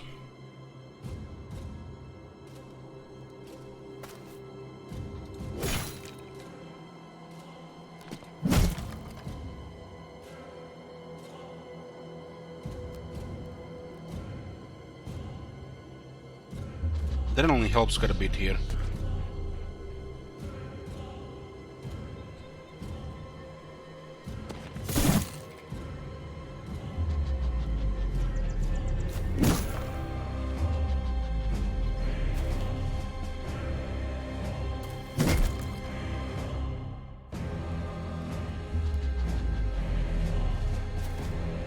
Got a good surround as well.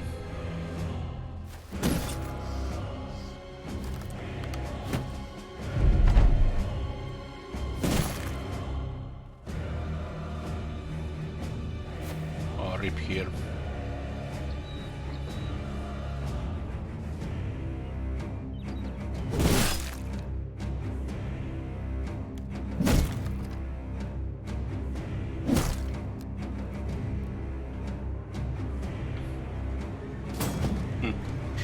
Oh, we just missed 2 kills.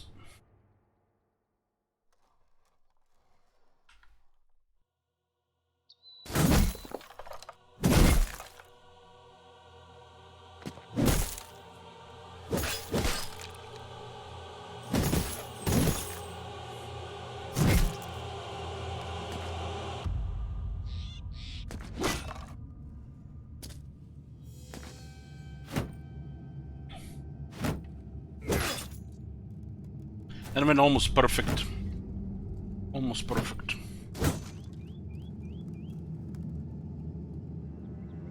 Getting that second hammer mastery was definitely the way to go.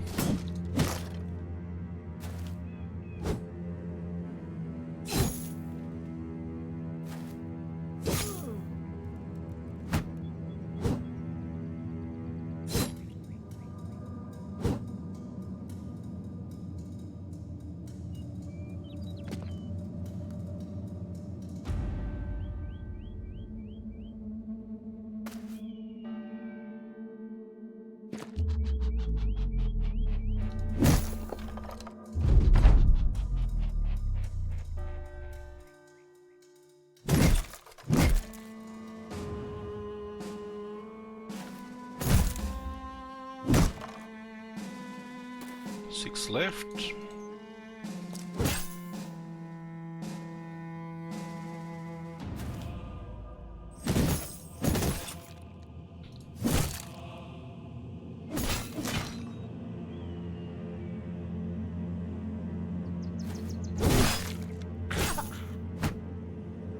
I rolled 1. Fine Templar.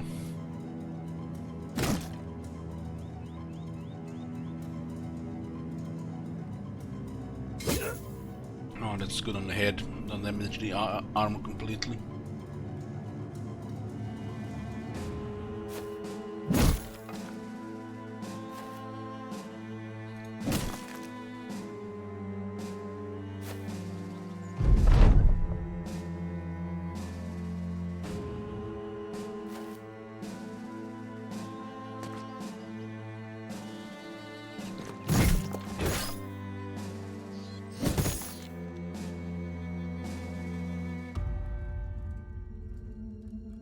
Misclick.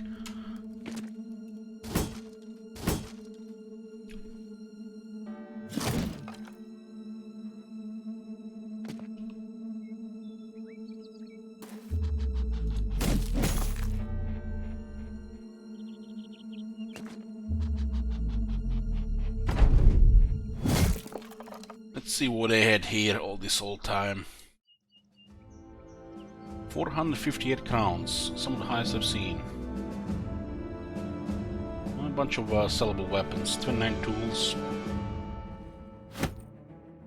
8 ammo as well.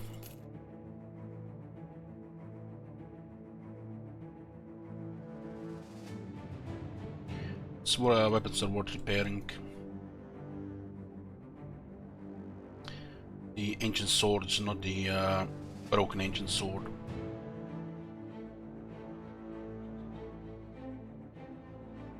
Because we haven't found a single one of these locations for the for the first one.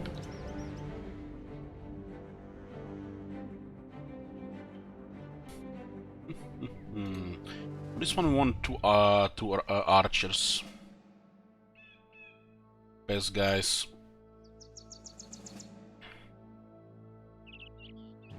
It's probably our most balanced composition here. Does not need a battle standard.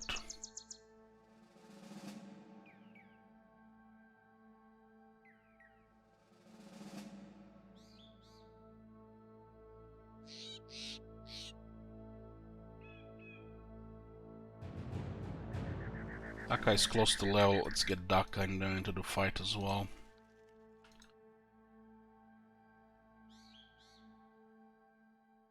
We don't have a famed crossbow on him, and that spiked impeller is has been so far pretty much a disadvantage, not an advantage.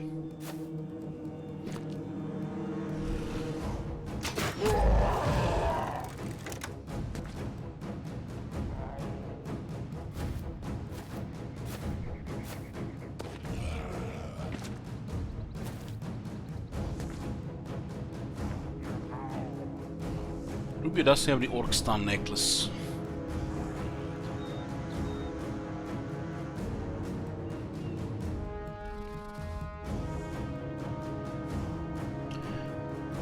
Okay, this guy has no shield.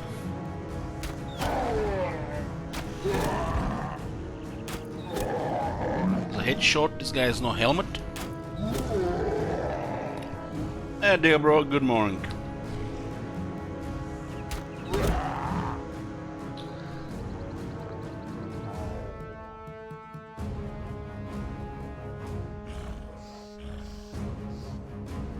Well, you unofficially been part of my dreams there, bro.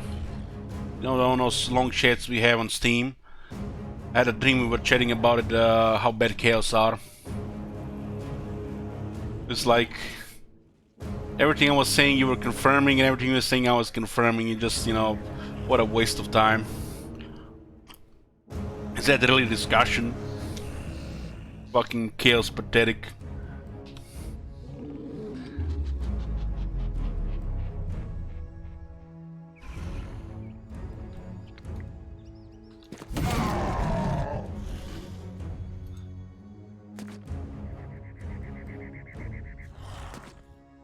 Let's go forward so we break some of the morale, so the other way around.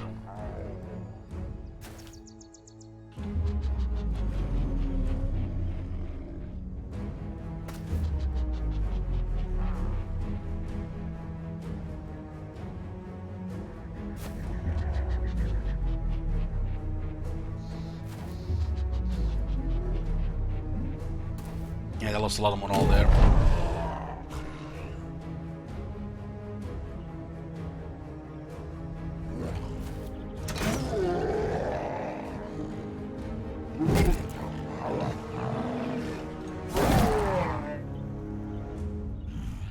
Every time I hear this, the orcs making the sounds, you know, it's like I'm also hearing in my head, show us the enemy.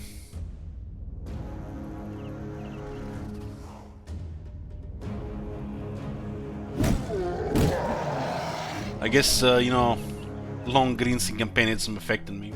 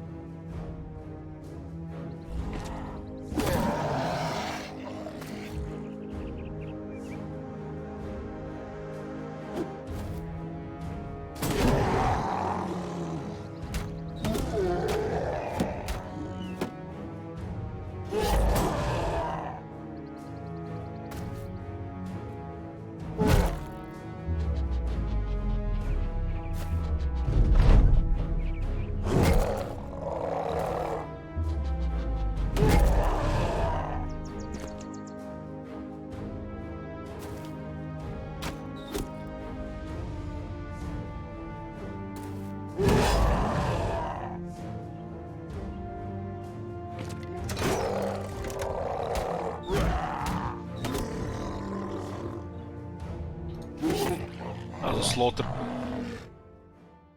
guess it was one of the camps that remained from the last Greenskin invasion.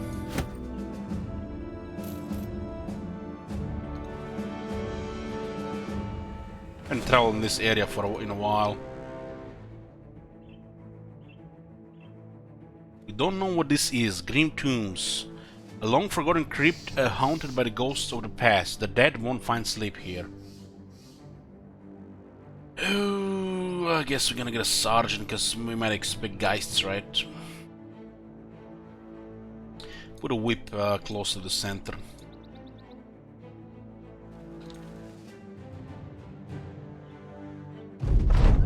$24. No necro, but I have 6 geists. Incoming for the 6 necros at once. God damn, don't even say such things, man.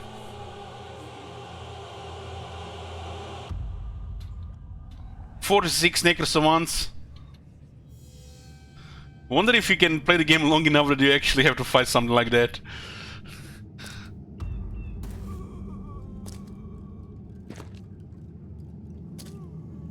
Oh, such a nice weather here today, guys. It's been raining, it's been chill. Even I have fun behind me on the lowest speed. This is like what the air conditioning must feel like.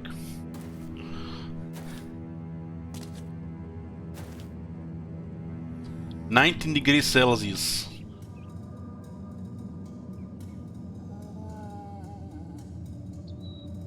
And I don't have to change my underwear 2 times a day.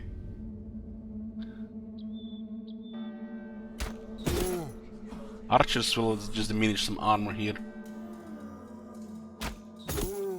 If I get any headhunters, it's pretty good damage, right? This guy might have been appeared here during this crisis.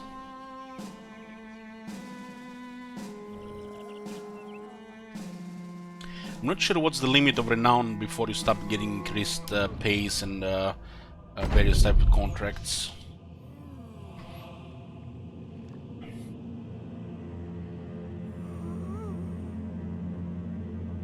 Yeah, we had I think it was 9 necrosavants in our ruin, and it was 2 famed items.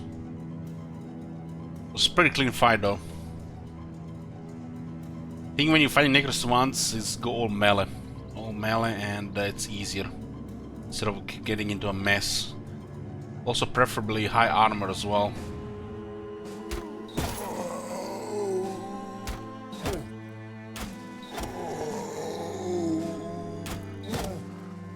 Headshot available.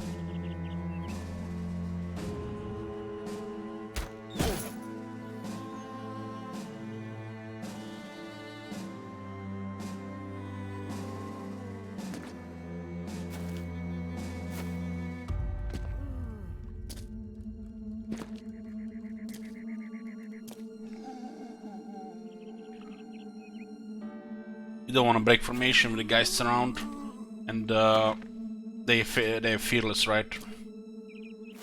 Sergeant's in another good position. I have to rotate. The top is not getting the bonus.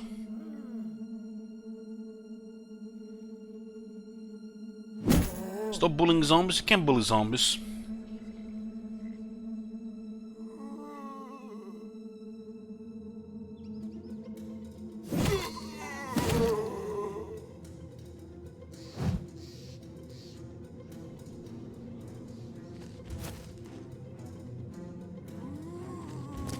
Yeah, then the whole formation has it.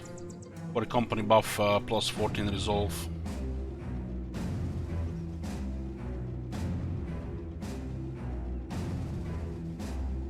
The undead are full of hate and they just want to kill you. We are heroes for clearing them. Fucking heroes. Because who else goes fight undead?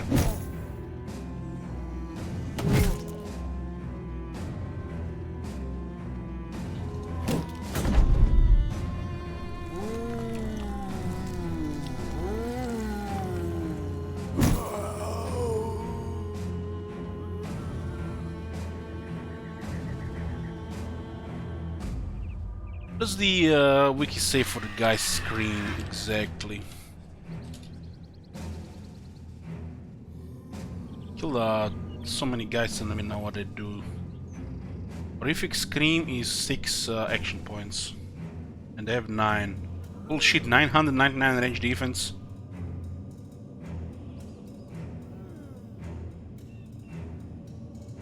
They ignore armor as well.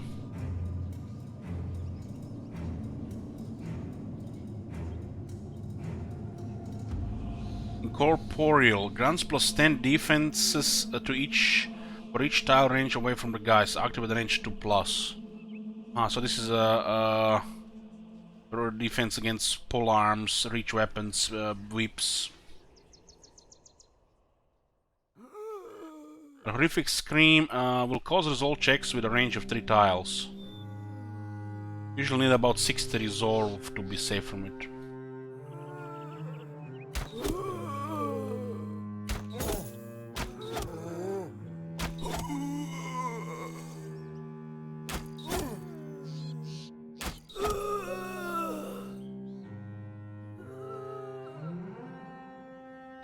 I don't think trying to hit him with range is ever 5%.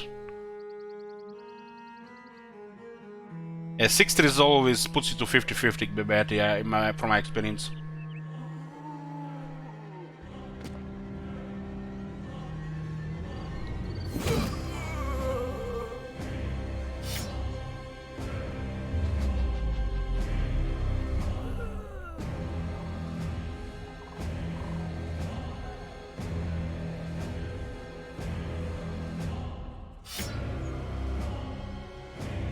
I've shot a couple of guys over the years with bows.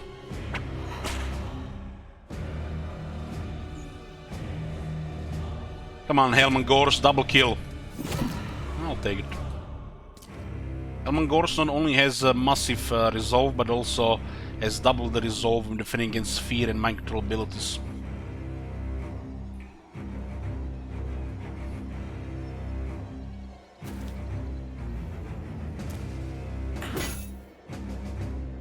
We are safe against 4 guys. We have a 140 resolve sergeant, so we don't even have to prioritize to kill them during the fight.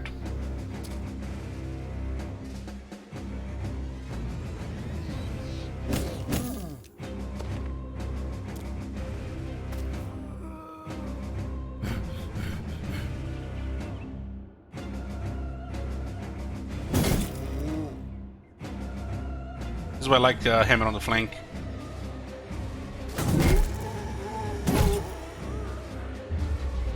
Man, that guy has such nice fatigue.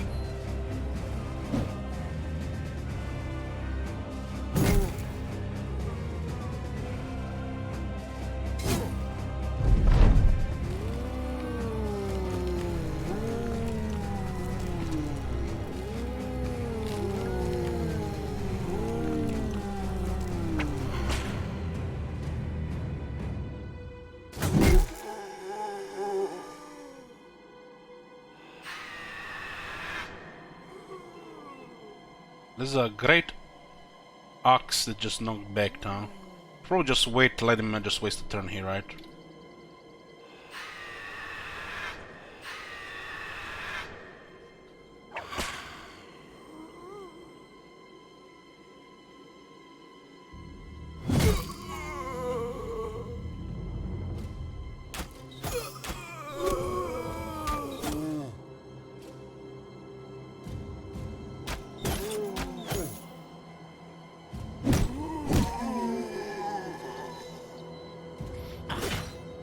I love lamp, I love Omegon. What the hell is that even means? English? ALS.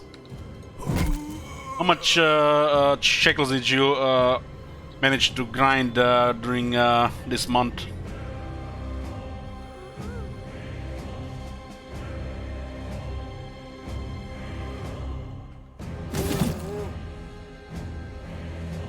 Up to 105k.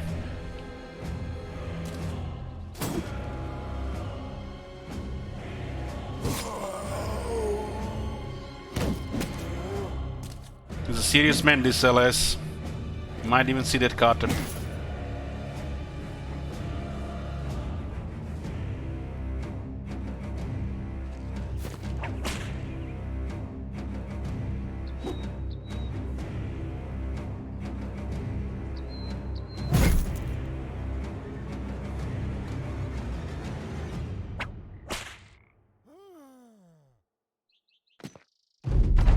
I think we should might consider a two-hand cleaver, a quick hands whip.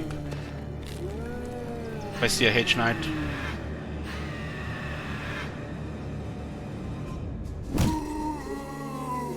I'm at 1 million. Prepare, Elich.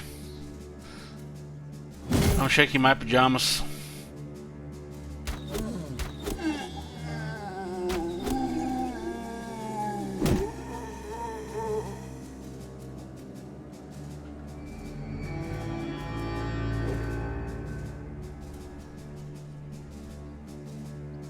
I'm not seeing the Anchorman.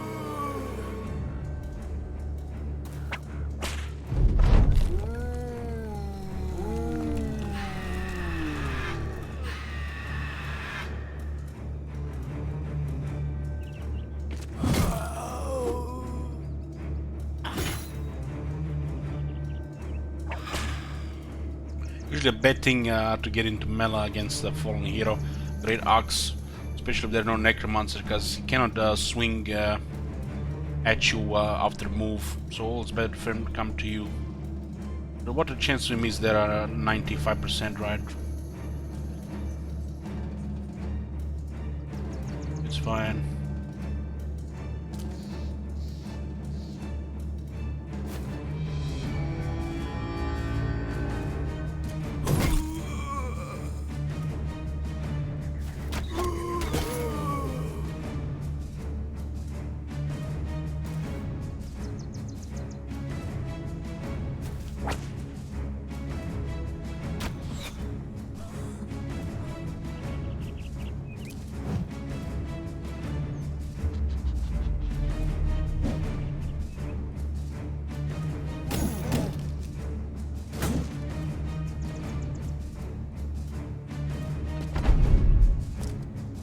You guys really miming Red Vortex, or are you serious about it?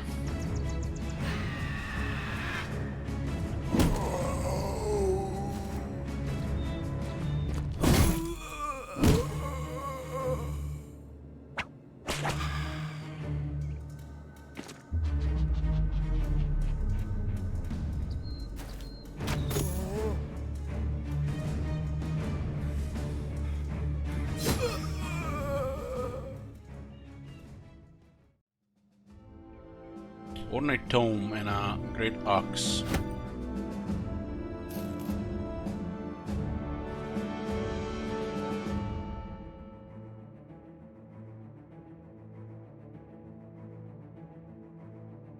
You guys realize that if we have like an overwhelming ratio between the campaigns people are playing, like 70-30 or 80-20 between Moral Embers and Vortex, those stat horse at CA might actually think twice before investing so much effort and resources and polish into something that only 2 or 3 out of 10 people are actually going to play.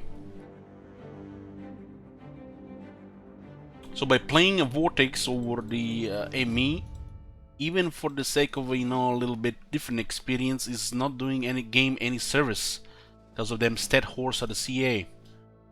There is a reason why the online connection is required to play video games today, because everybody start whoring.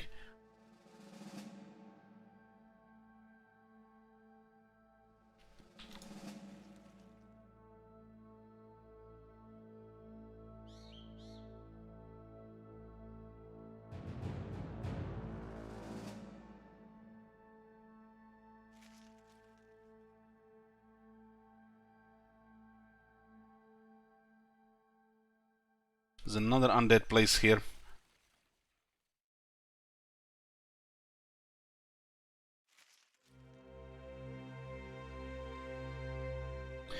Don't try to weasel your way out of works. No, I'm just saying, you know, saying what's on everybody's mind.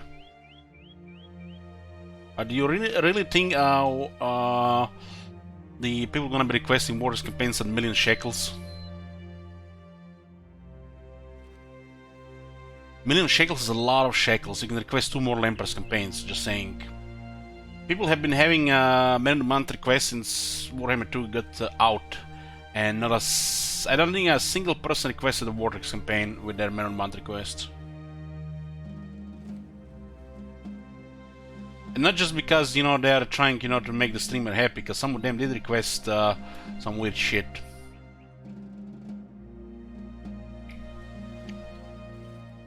The only thing the Vortex have better than Immortal Empires is Lastria, Southlands and Nagarod continents shapes.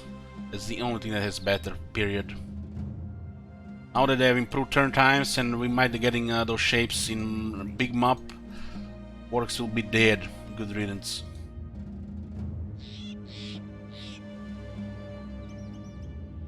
Just imagine a world without Karl Franz, Manfred, I King, even the Pleb Archaean.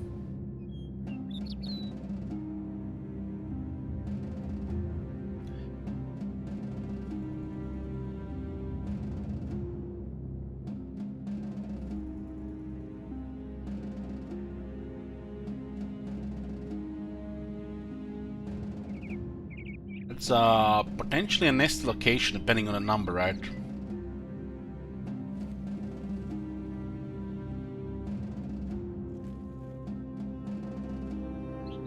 I think we want to have one arch in a fight like this.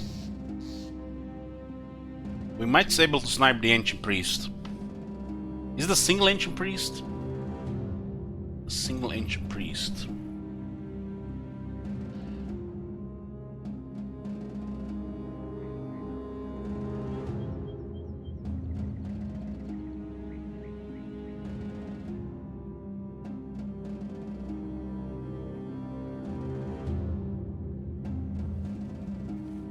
Some of the armor is damaged though.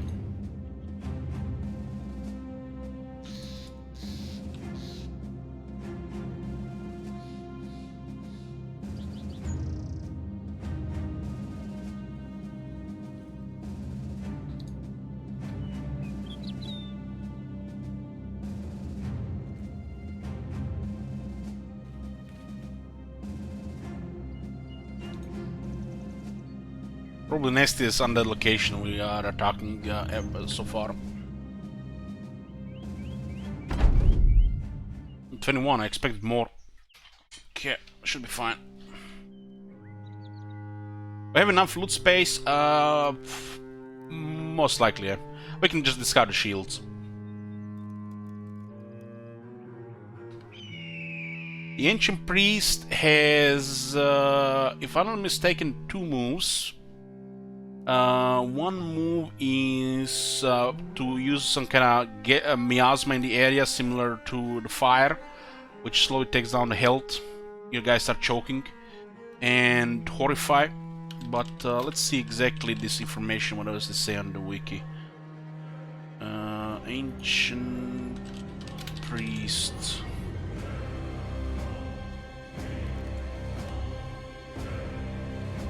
Is resistant to ranged attacks, as horror and miasma, yeah, as expected. Both cost 6 action points, so you can only do one of these. Miasma does direct 5 to 10 damage each turn to a living unit that finishes its turn standing area, okay.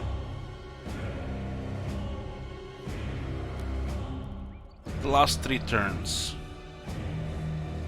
Horror will cause a resolve check that can lower the morale, and if the character fails critically, meaning with a dice throw higher than 100% of their resolve, they'll be affected by the horror facade effect for 1 turn and unable to act. Targets 1 unit plus everyone next to that and has a range of 7 tiles. So 2 nasty abilities. They have 65 health. Can he get possessed? I don't think I ever seen Ancient Priest and Necromancer on the same battlefield. They have 7 range. Obstacles, let's see. It's pretty good to go 2 back, right? Yeah. Could have been fine with moving 1 back.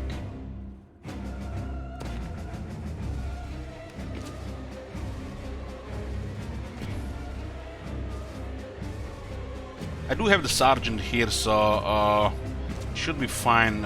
We have very high resolve.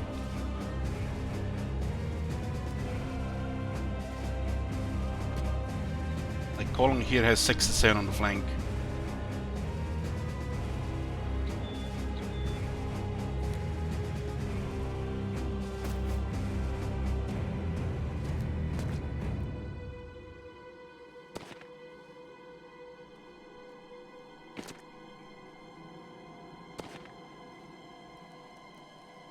So the line is a little bit too long. This one does not get the buff on. Pine Templar has 58 resolve.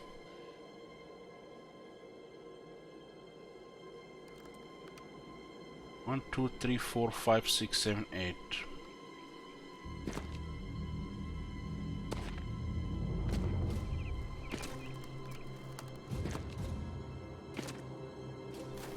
I don't have anything against Paradox Leadership Out of just I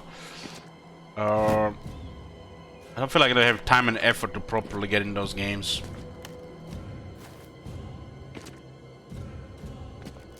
But from what I played so far was boring. Which makes sense coming from a total war fan with no experience in partners games, right?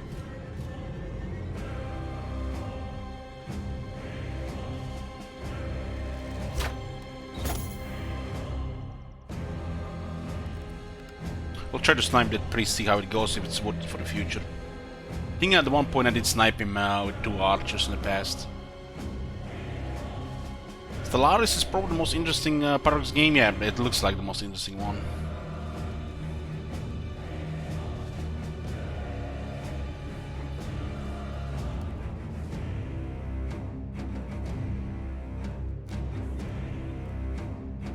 It's seemed like a fire pot.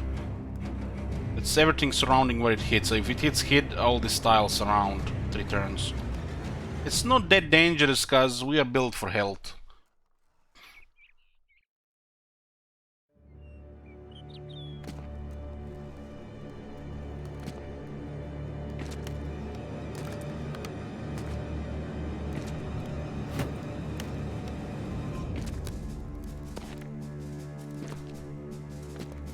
We have a couple of ancient honor guards here, but we also have hammers and maces.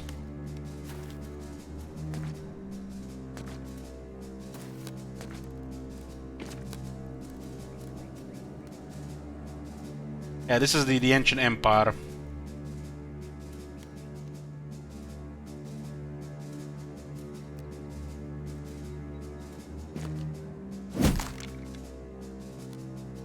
Getting a kill there would be huge. Wow, that was like ideal opening. Ideal.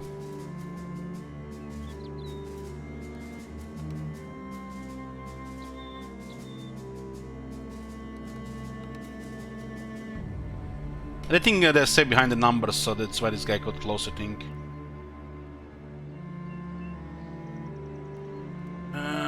I don't think I want a Hydra here. It's a risky situation. We should probably send Hydra against the shields.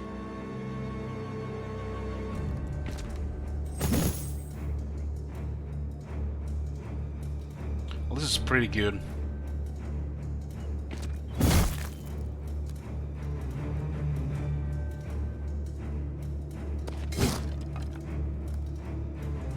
This is an ancient honor guard with a shield and Kopesh. Kopesh is pretty decent against armor, cleaver-wise. But still, we don't want to hit it. We want to use the whip to disarm one of the bladed pikes or the Rompire sword.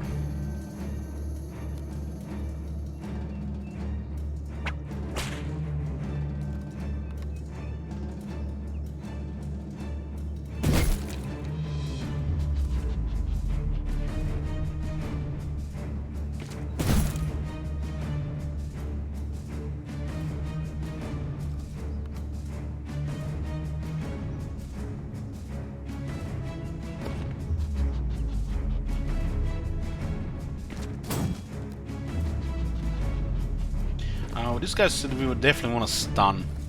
Stun until we clear the rest. Stun is a big deal in fights like this.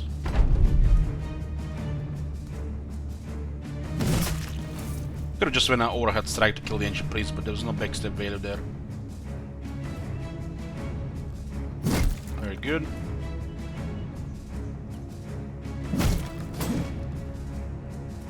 Could've been a double kill there.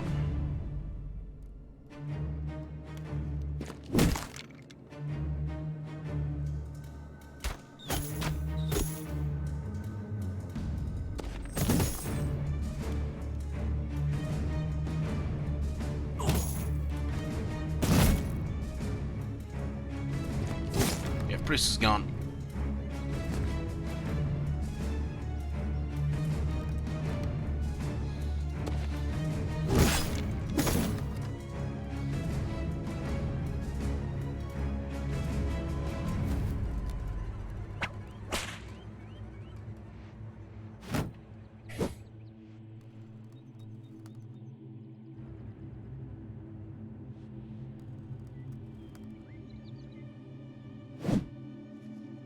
Miss.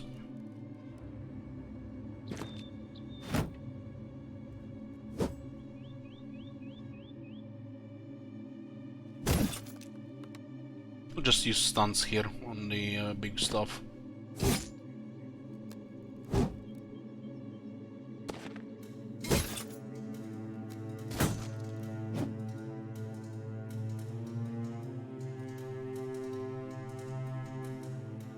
Those guys will act soon. They're really heavy, huh? Must have waited as well. They can attack twice, I think, with these swords. I do have massive defense, though. 61. Let's see what happens.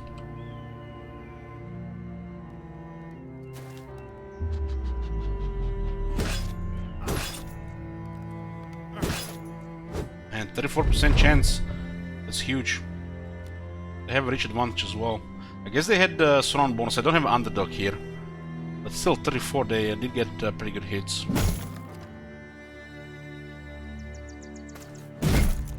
Stun is amazing against these guys.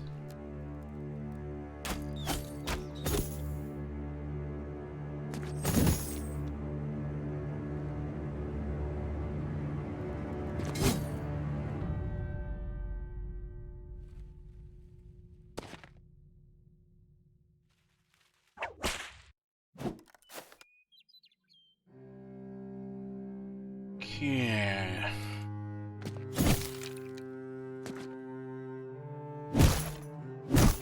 Very nice.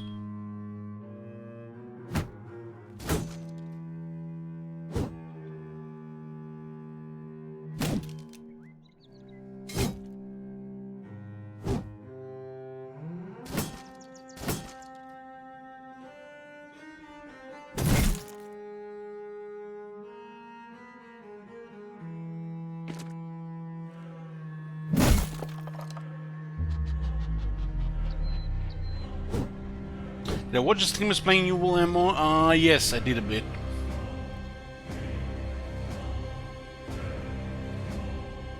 Looked okay. Allowing the guns in the game. That's what looked the best for me. The guns. Shooting with a gun.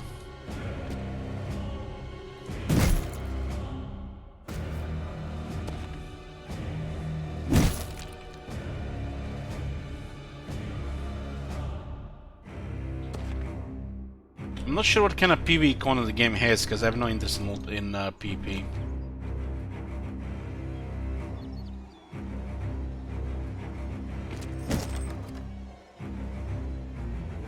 PvP has become too much lately. Not enjoyable at all. Yeah, Mir. Don't mind like battlegrounds and instances that provide PvP if I feel like it.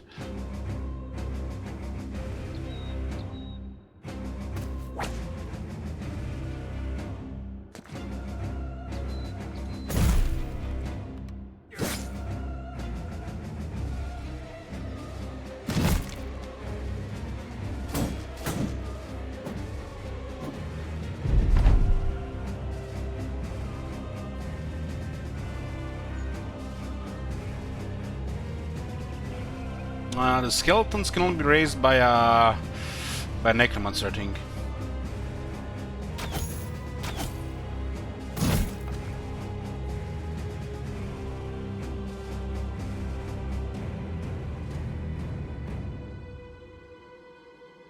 Yeah, you know, guys, my opinion about these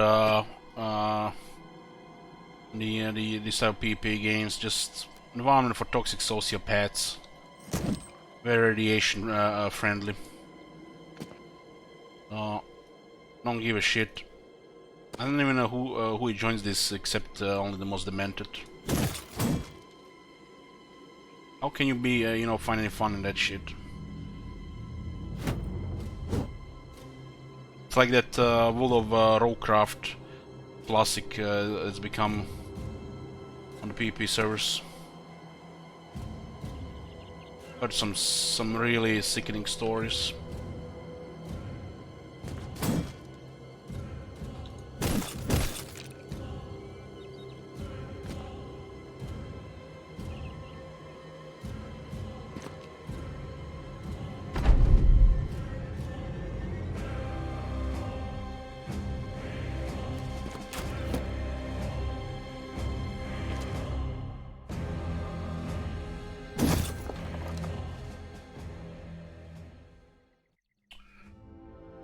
Okay, pretty clean here, not even an injury. They dropped, what is this? Faint cleaver. Masterful Smith managed to create this military cleaver in a way that it handles almost like a legal sword but loses nothing of its devastating power. There was something similar to this.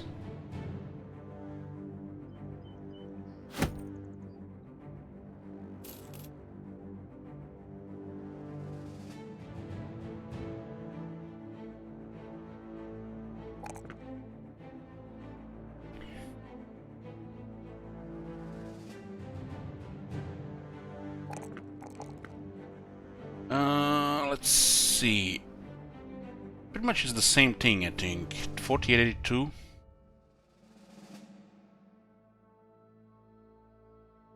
So this one is heavier. Rolled less damage, but it's way more effective against armor. One moment.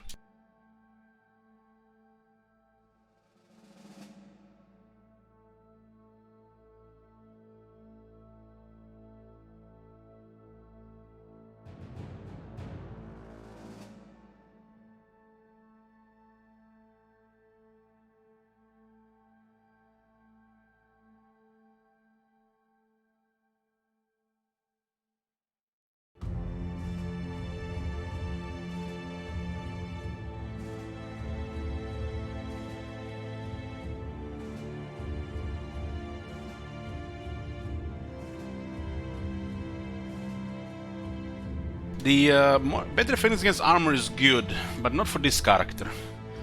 I keep using the lighter weapon.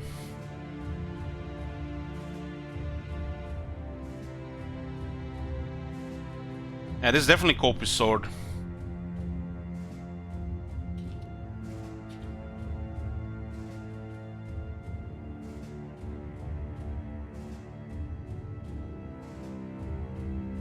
Seven versus 12. This one is definitely a better weapon for killing. But for a tank, this one is better. Like my 80 fatigue. Very good for the recover.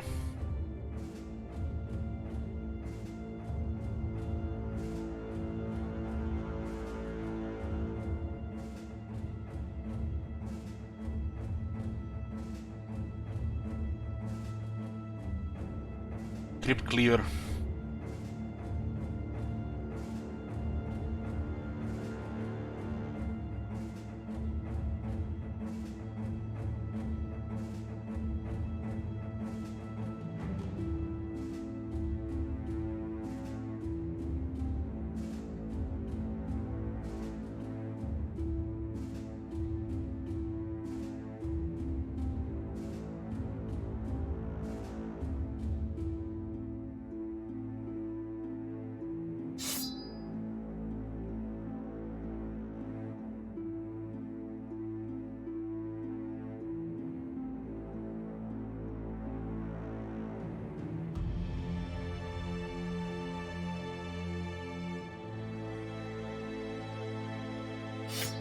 Papaya especially because it has a swing and not an overhead strike, but I like the overhead strike more.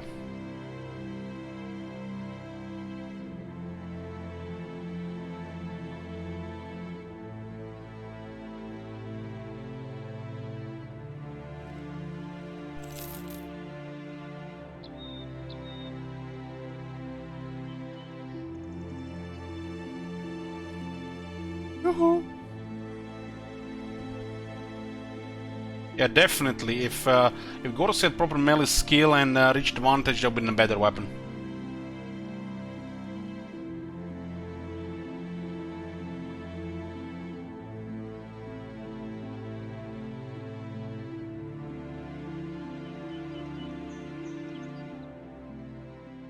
Oh, it can be today because it's still August, but it can be tomorrow, which starts only in 6 hours.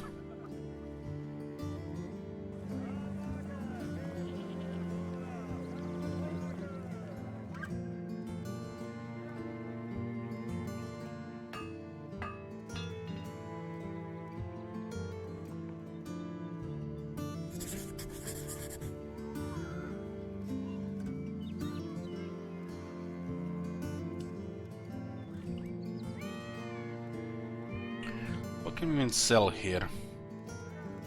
153.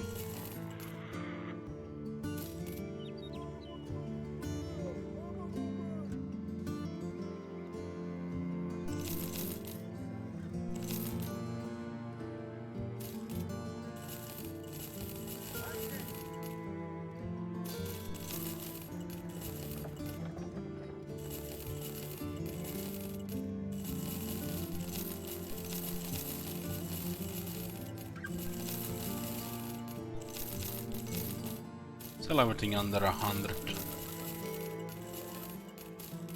That was a 17.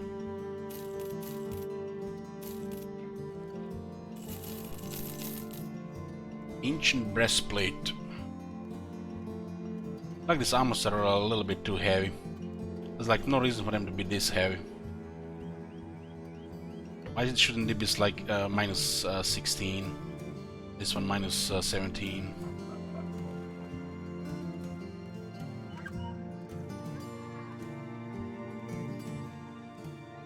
They already have bad armor, right?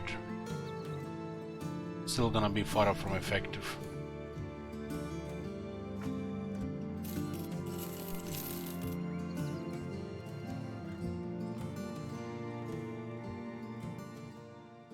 Troll to Gelb wall.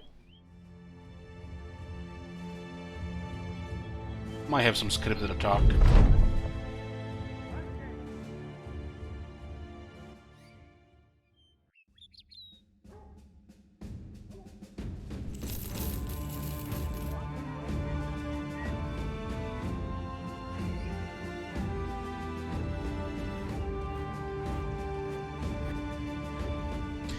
Motherburg as well.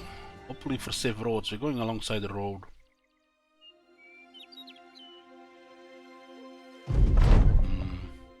Why do sometimes you get it and sometimes you don't? Also not safe because the undead, huh?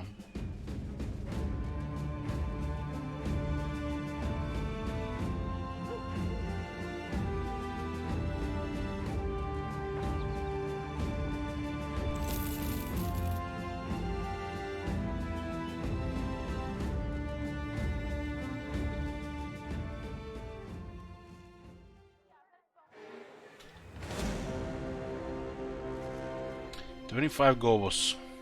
That's the scripted one.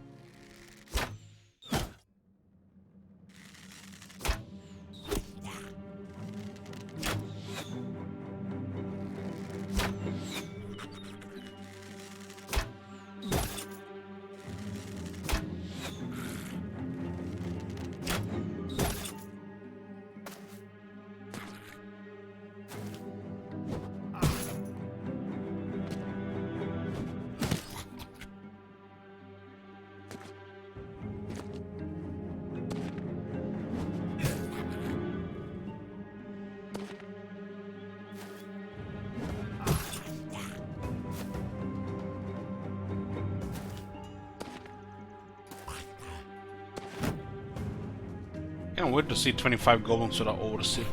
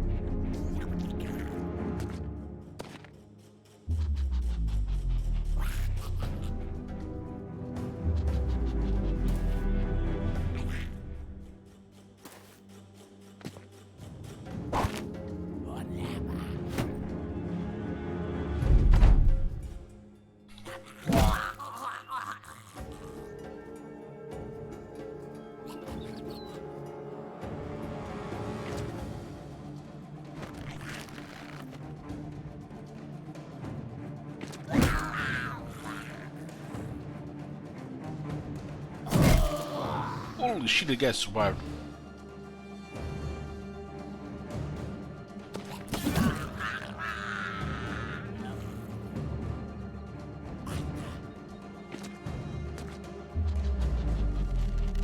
Like how round 2 we are already knee deep in their arches with a two-hander.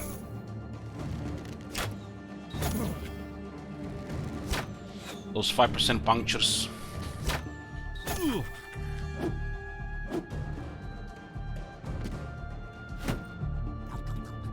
I mean, bad RNG they can kill Gorse in a single turn, right?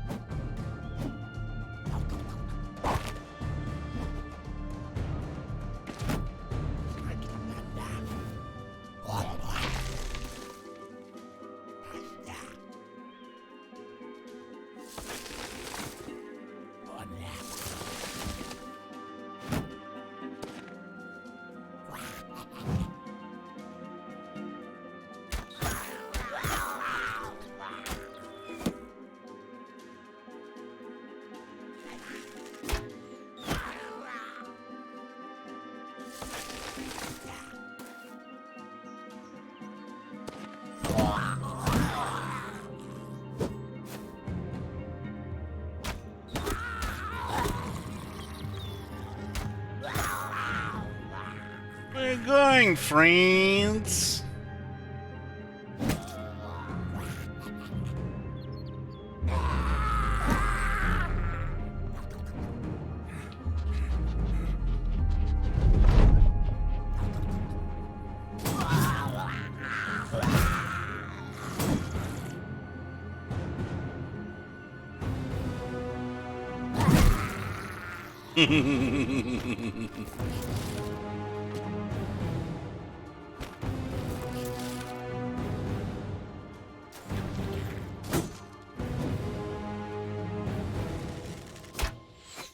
I love those goblin 5% punctures, like that means almost like toxic, you know. Try to wound your guy for 3 days.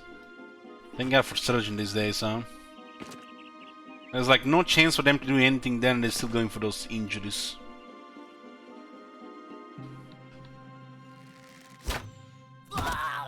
They're leaving you a gift, you know.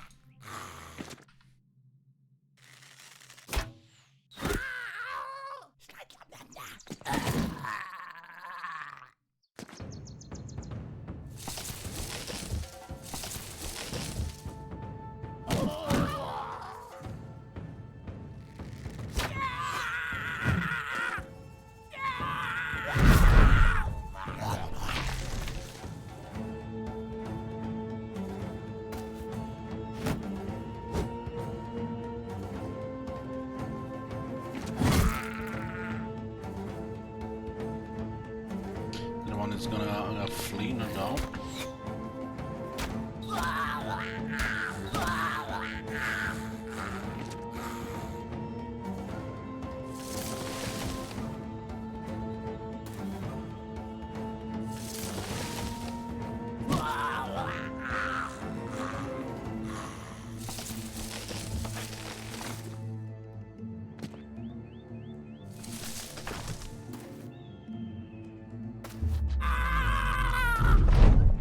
Let's leave the shaman alive.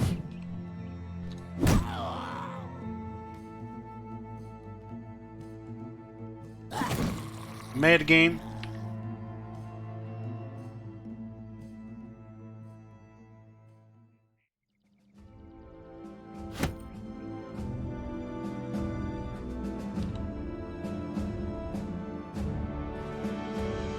Taking level 21 for a River to get a 100 range skill.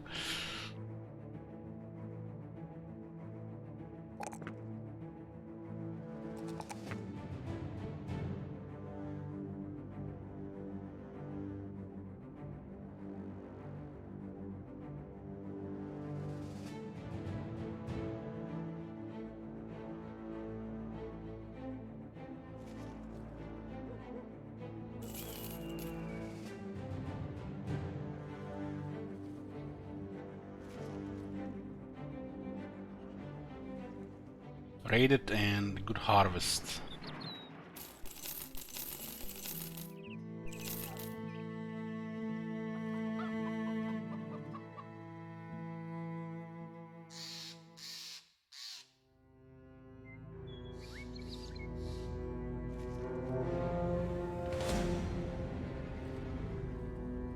Some.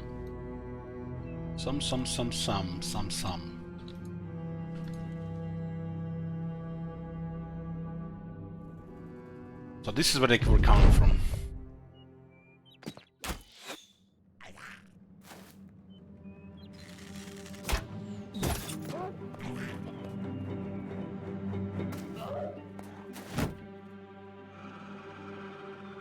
This stinks!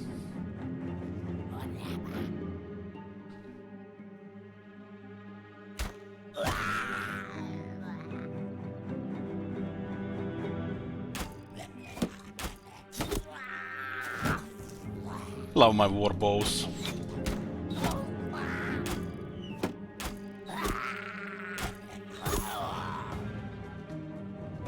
There's a horse in here. Horse reminds me of them gremlins.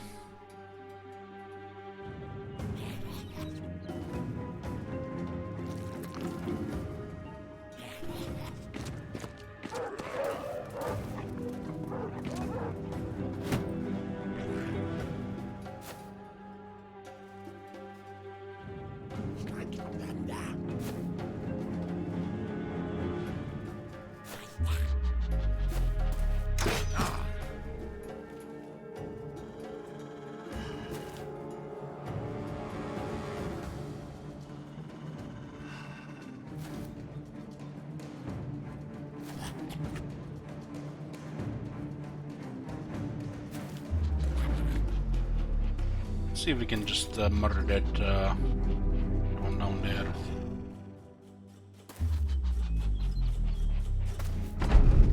Plus archers exposed, the rockets will go around.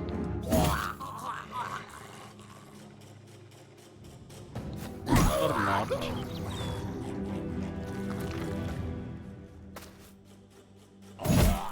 Nice hit on the head.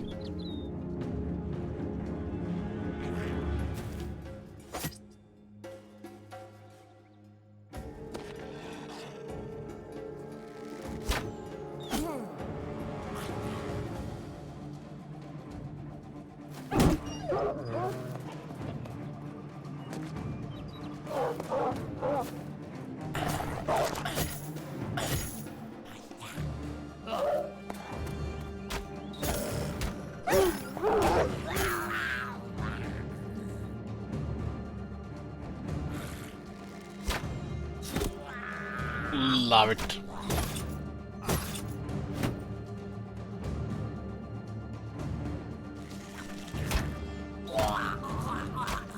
Fucking hell.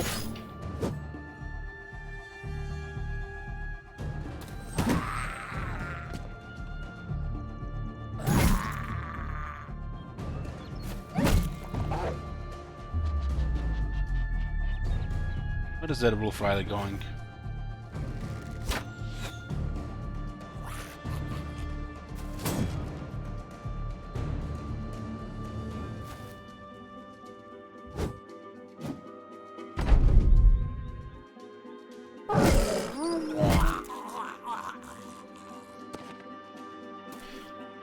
And they're on the run.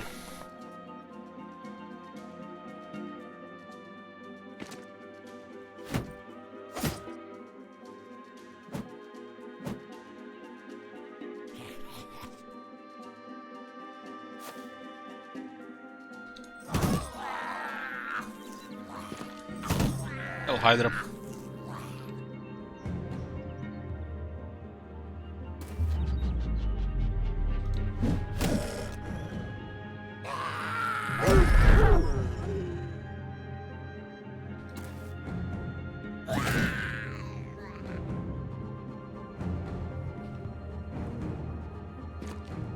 Yoo-hoo!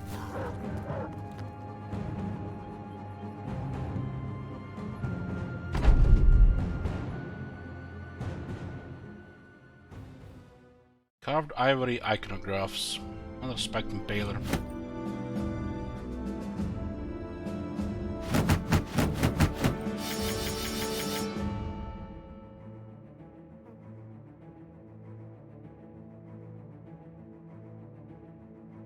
New WoW expansion will require SSD and GTX 1080 in the recommended settings.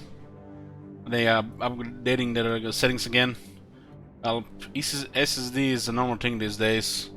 If you appreciate your time, otherwise, waste away.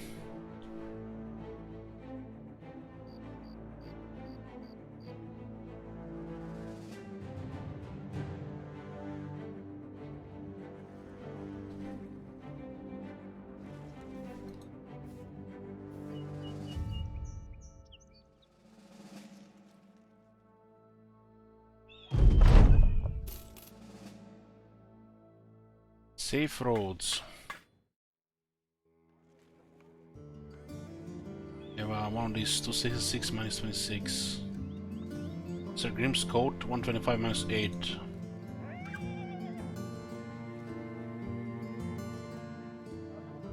Is it the lightest one we've seen?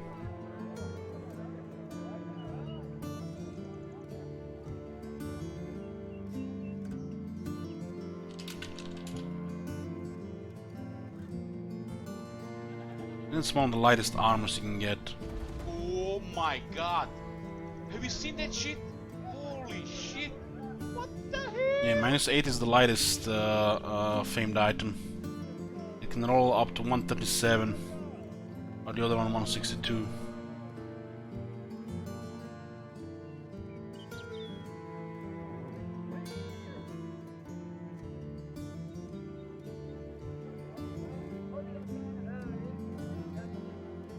There's Lasky. How many days the duration the crisis regularly? Depends really, but my experience is like 2 to 4 months.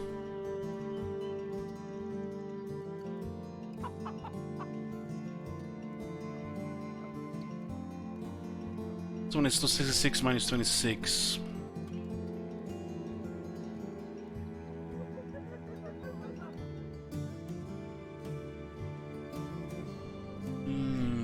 Is this the golden Lumler armor, I think? Can be, cause the numbers are not right. It's the golden scale armor. Yeah, it's also rolled poorly. Extra 5 fatigue.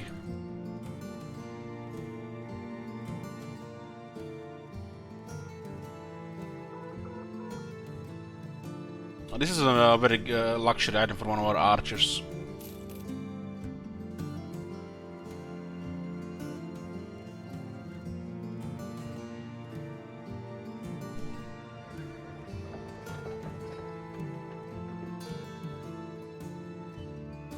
But we need to still get the hyena hides.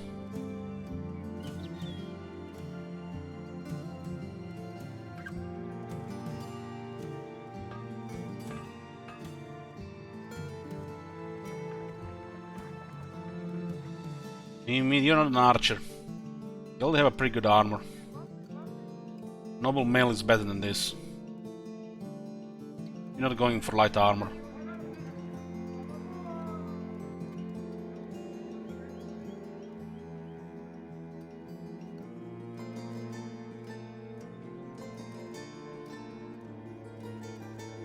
a little overkill, but would have rolled the higher one at 37. It loaded very low on the armor. Honestly, nothing special. Just overpriced version of the regular one. Well, at least you get a little bit more fatigue.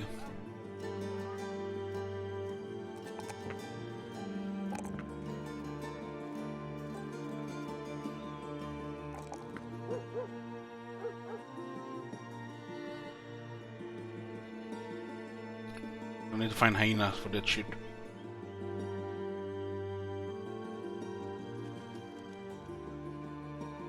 Why would you need to buy a 2 terabyte SSD at Real Shaparov? It's like, why would you... What the hell? I'm using a half a terabyte one, and I've never even filled half of it.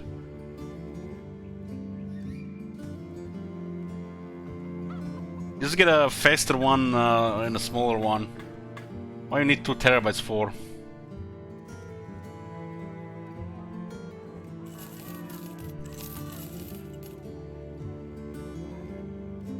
Big ones are definitely still pricey, while the like a regular one 500 gigabytes is cheap. The hard drives are history in that regard.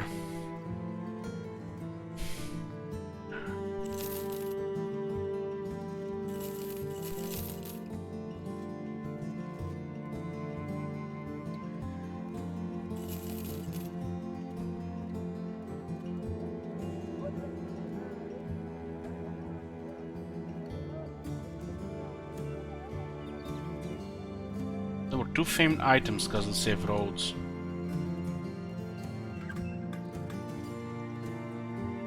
The main reason why I bought something like this is for the you know, for the looks.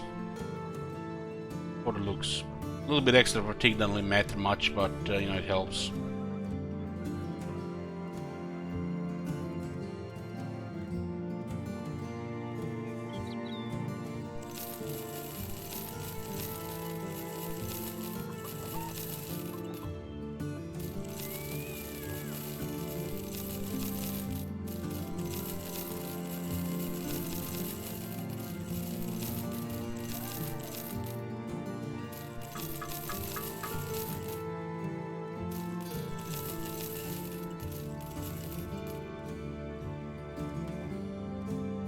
That one can actually roll higher armor as well, so it makes it really good light armor.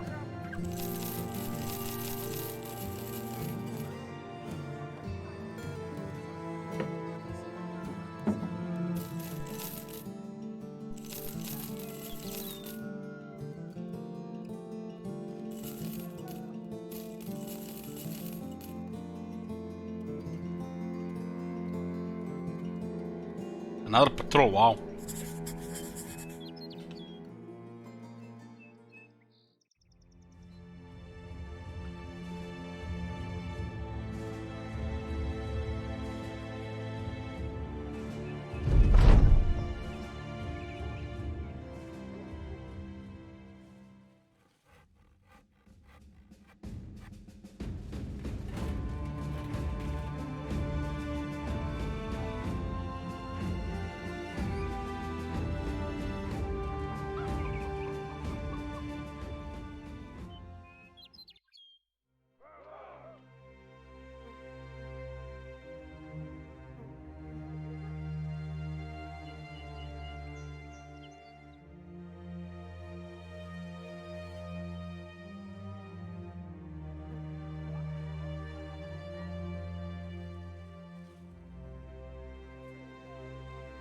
I had a 120 gigabyte SSD in 2013.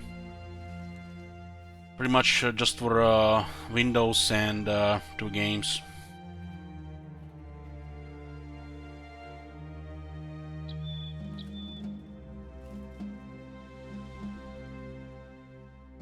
But if they want to make big open worlds, they need you need SSDs. I mean, even consoles are getting SSDs. They're finally not gonna keep PCs games behind anymore. It's a good thing. They can't really create proper open worlds without SSD as part of the hardware.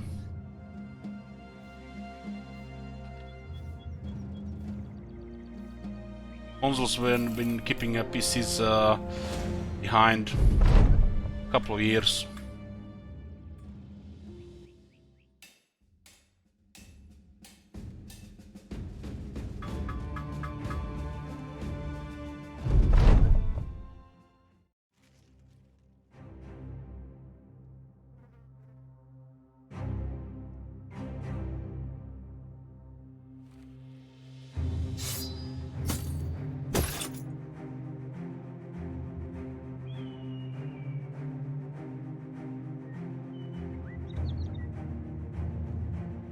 $110 initiative Crusader, damn.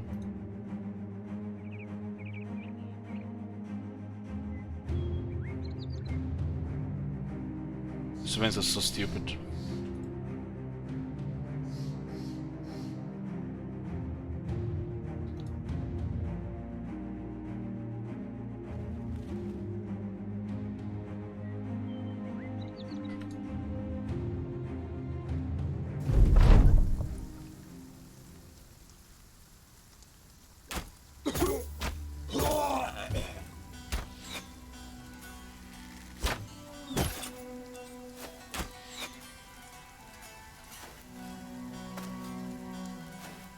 I think the SSDs will just get cheaper, especially the commercial ones, 1 terabyte or less. It's become the norm.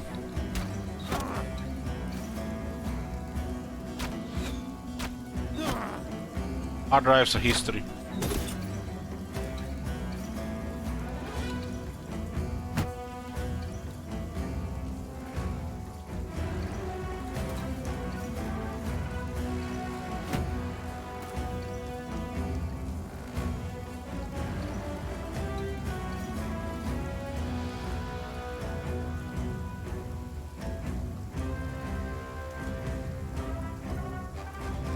In my opinion, the SSD was a necessary component since like 2014.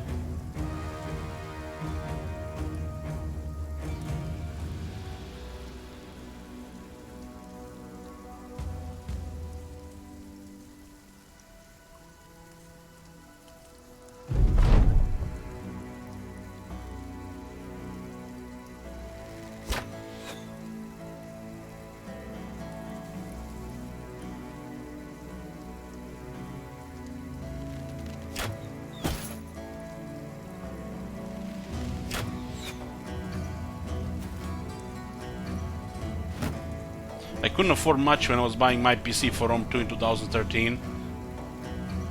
I set a little bit on motherboard, and I bought a SSD instead of a big hard drive. A small SSD instead of a big hard drive anyways. No regrets.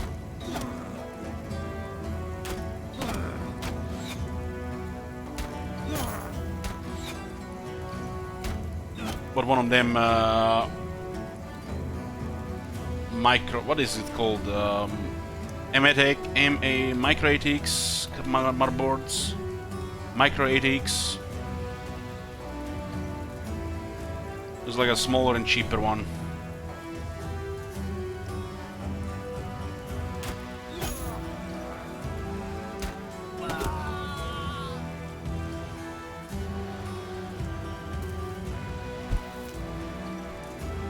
The laptop I bought 3 years ago came with SSD, no hard drive. Same on my brother's laptop as well. No hard drive, just SSD.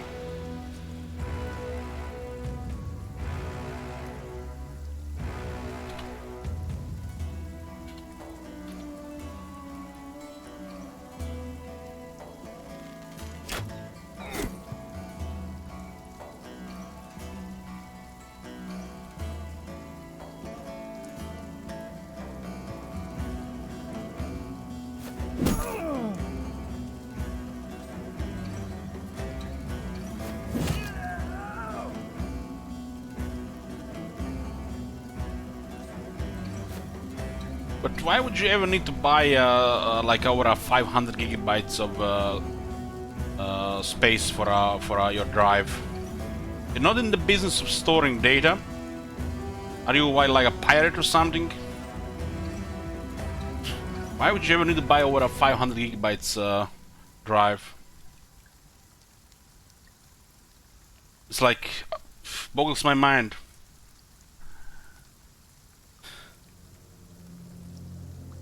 If you can afford the games like Call every state of the art games, like the newest Call of Duty and shit, you know, you can afford a big hard drive then, right?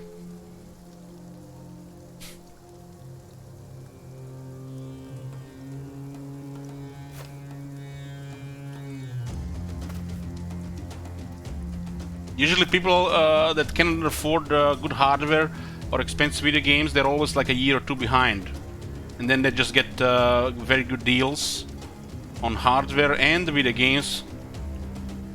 If you want to play the newest stuff, you have to say, are you gonna afford it? Is it really worth it on day one?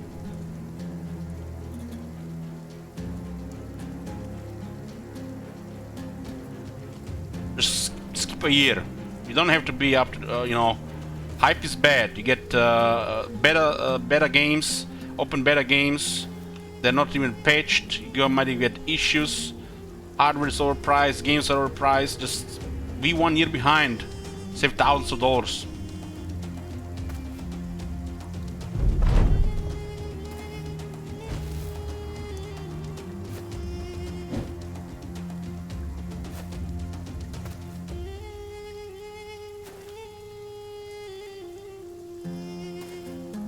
If you want to be up to date, you have to pay for it.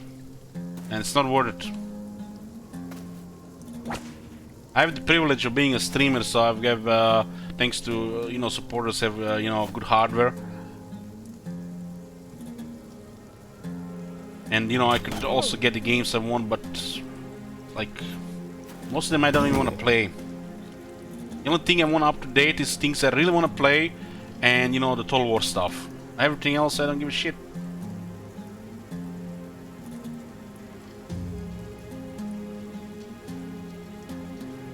Sort of border, could you send a link to the Knights of Calendar guide? I don't have guides, but you can watch the campaign. Hold on, let me find you a playlist.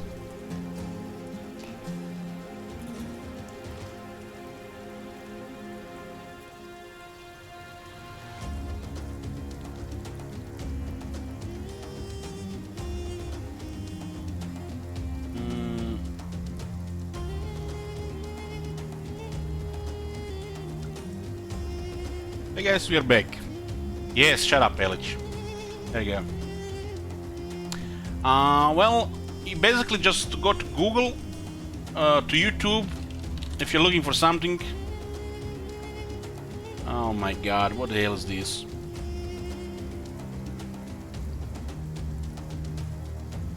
So if you're looking for something, you go to YouTube, LHTV, Knights of Calendar. And look at that, part 1, part 2. LHTV plus the faction name will find it you. Or just, you know, look for the playlists.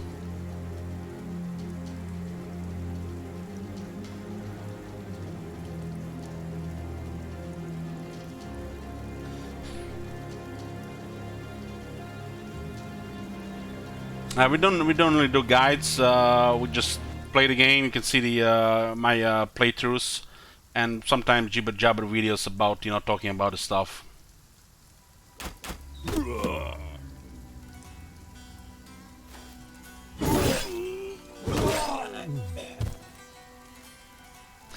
Imrik is so hot. I wonder if he's single.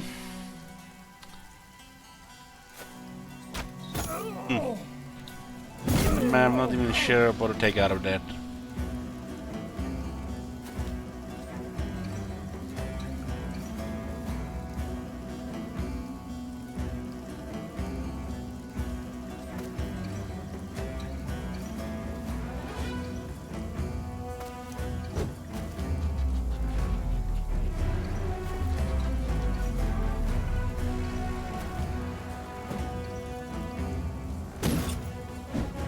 What? That was 7% chance?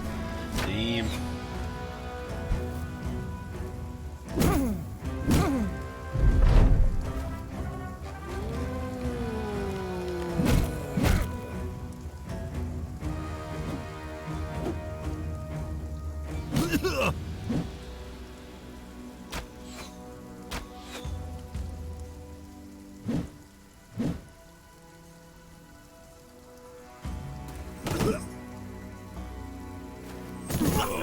I think if you're looking for guides, I think Legend of Total War has like the first 20 turns every faction. Something like that. Why those guys have a zombie among them? It's an event.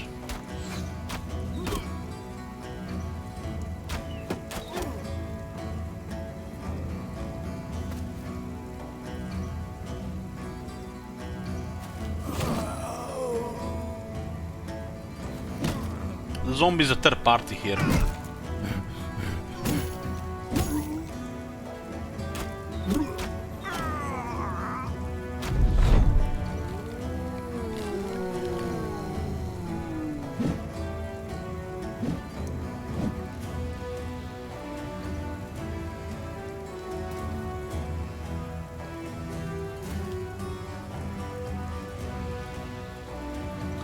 Does the Caravan have a million gold yet?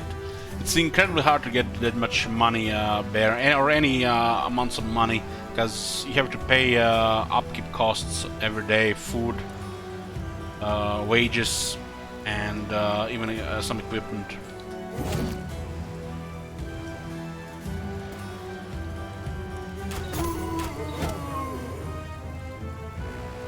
Really quite a task to get a million gold.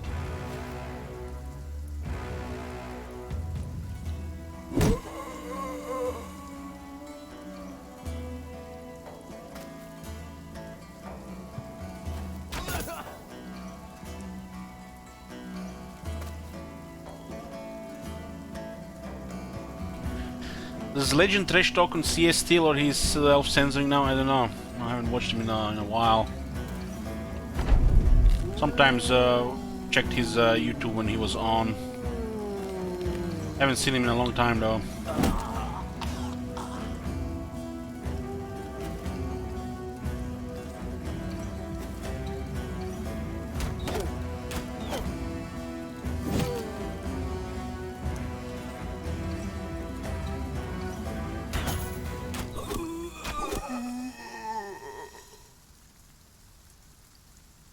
Don't you have a couple of 100,000 already? We do, but it's after like 2 weeks of playing. When you spend like 3 days trying to get that extra 100k. Will still take a lot of effort to get to a million.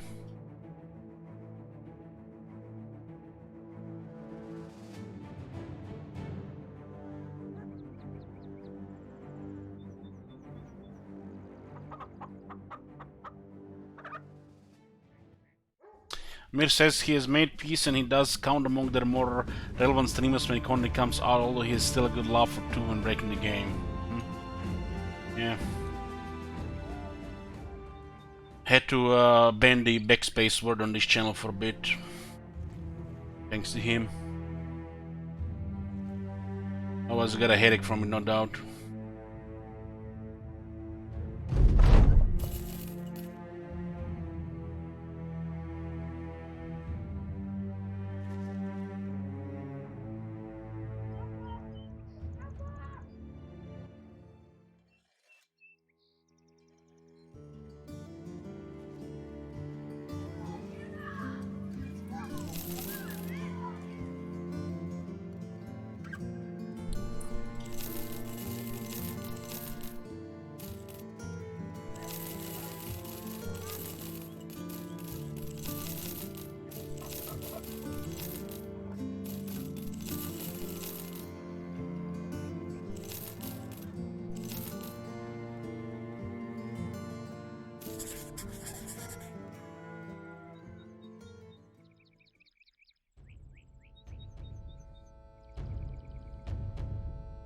Haven't seen brigands in a while.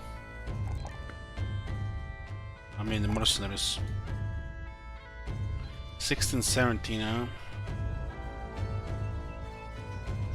Level 22. Looks like Archmagnets have surpassed both Hydra and Hellman in experience.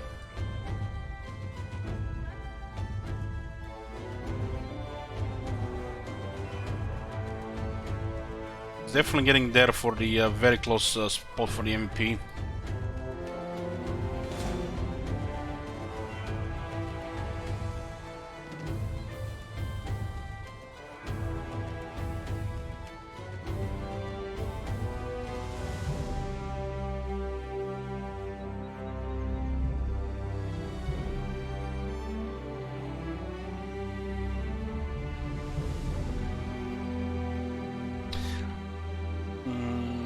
Libra is more fatigue for tanking. Just getting this crap though.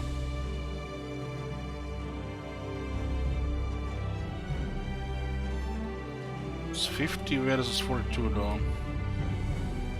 That's still a very light sword.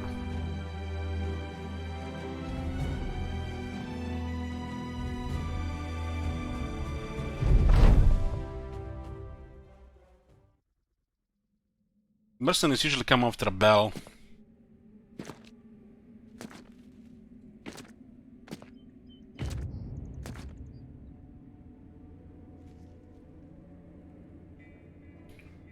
Just going to tank in position here.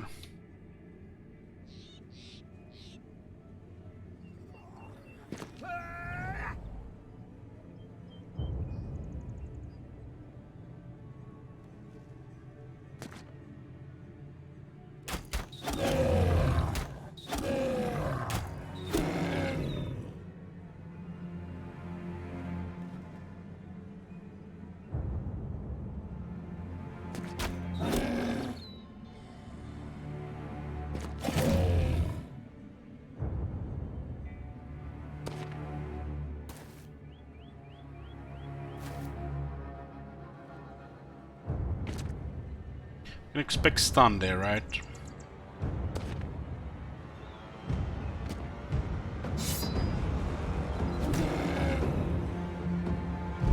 Is that an Unhold champion? No. I don't think so.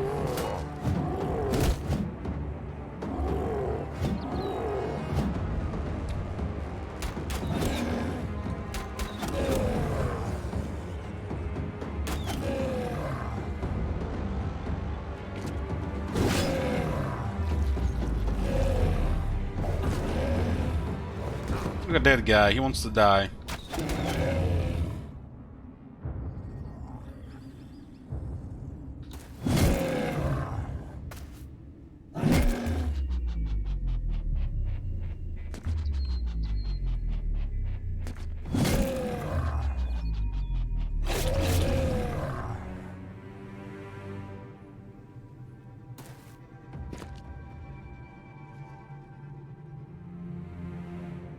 Have you ever looked for what? I don't know.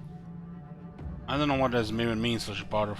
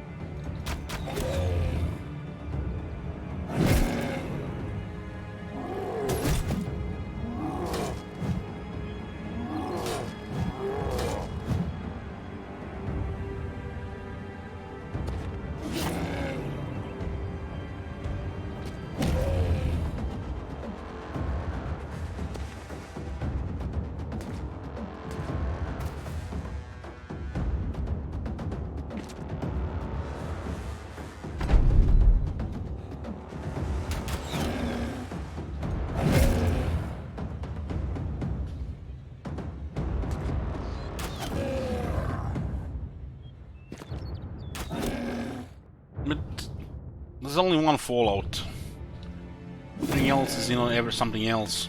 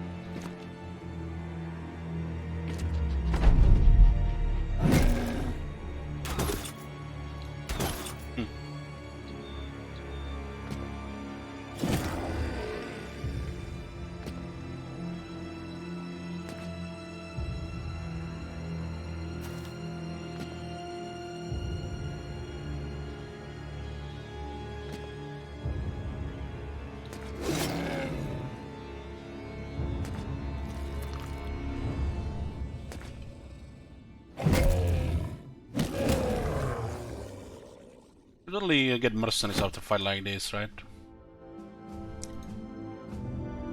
They usually come for nonsense like this that has makes no sense, no value at all.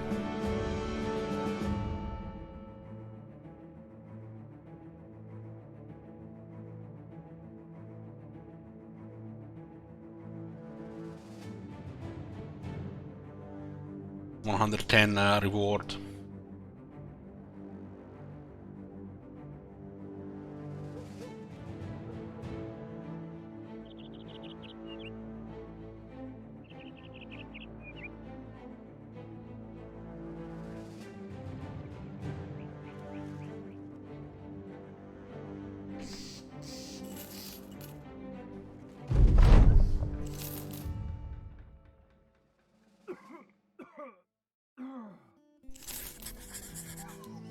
Much for the waters left in this map. I explored everything, Sujake. Everything was could have been explored. We did that when we got unlocked the third retinue. Spent a couple of months exploring. Was it weeks? I don't remember anymore.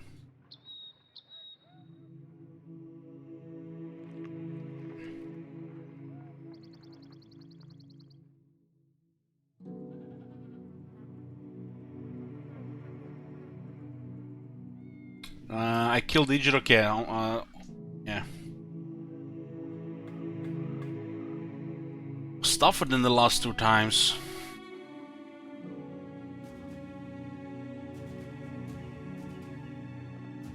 This is my third time I killed him.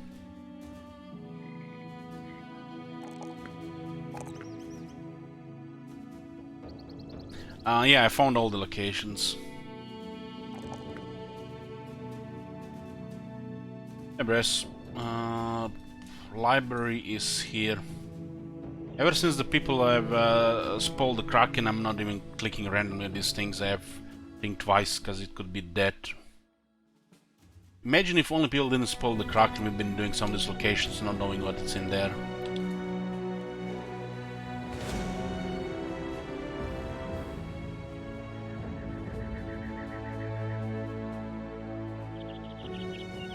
Looks like lots of notches.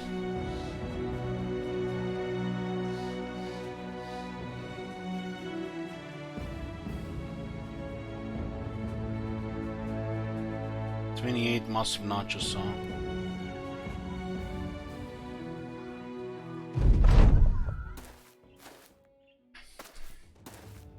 we can expect what 8-9 large here.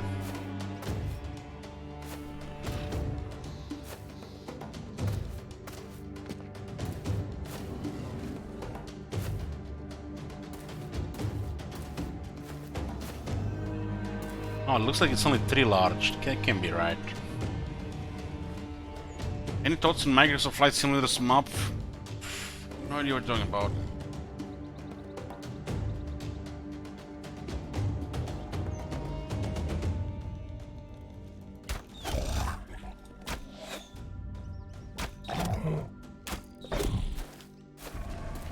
Only 3 big ones?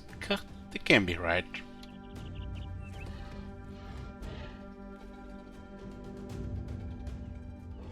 Looks like these nachos came with the salsa, no cheese.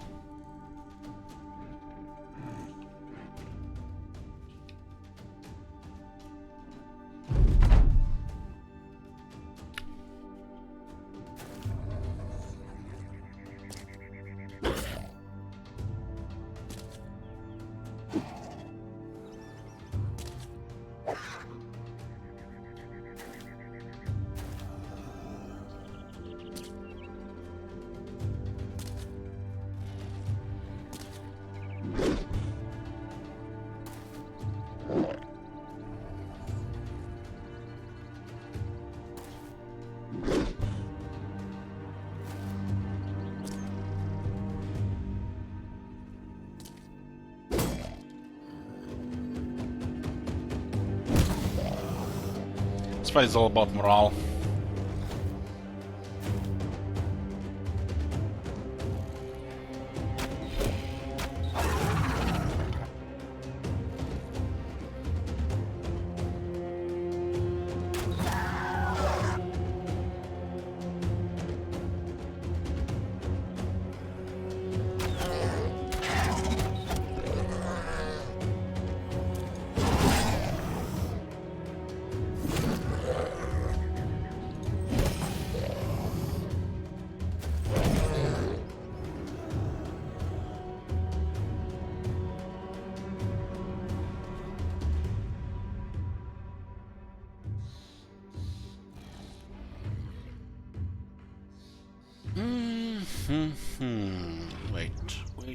Wait.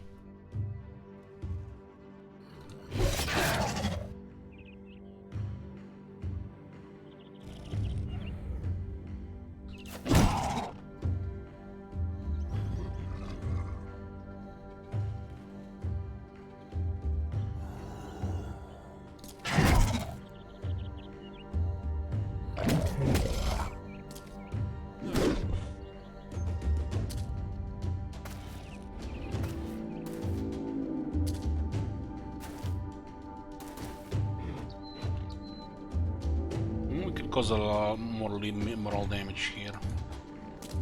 Resist. This guy will move to eat here, right? Let's all try to demoralize here instead.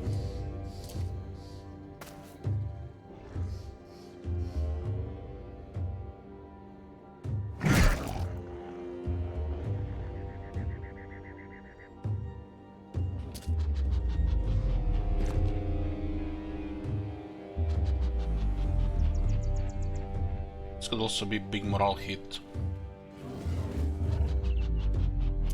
Man, there is this every single time.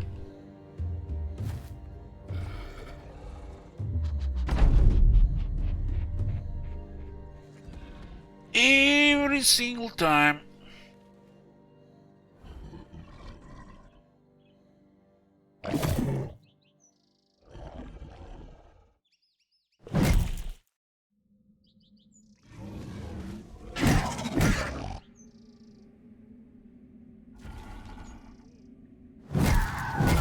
Holy shit, where is the morale loss? What the fuck is this shit? Is this rigged? You guys seen that lately? What the fuck? It's almost like they increased the resolve on these shits. This has never happened before.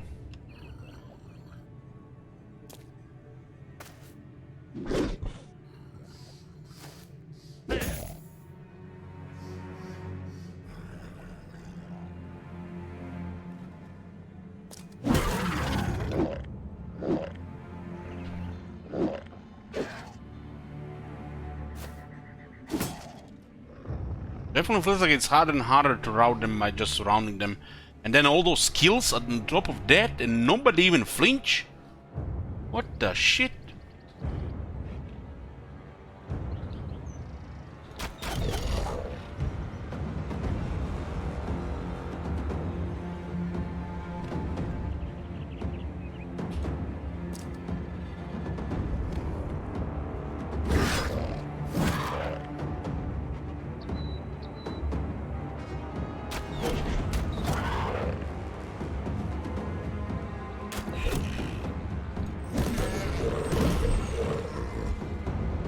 Like those hits as well, they're like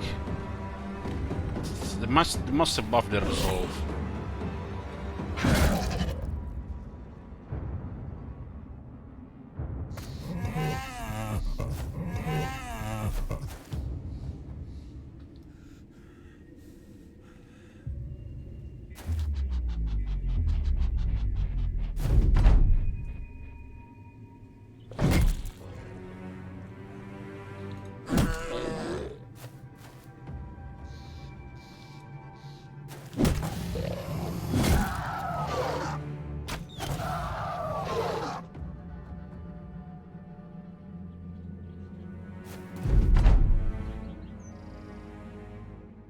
Was some beautiful damage dealing there, but I'm shocked that their morale held so well. Just went in hard.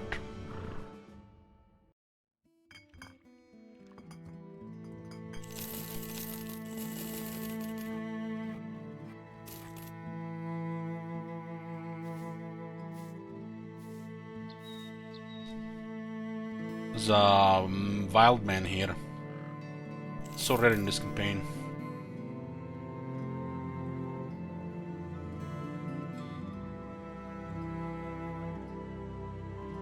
A faint-hearted monk. Famous for their resolve.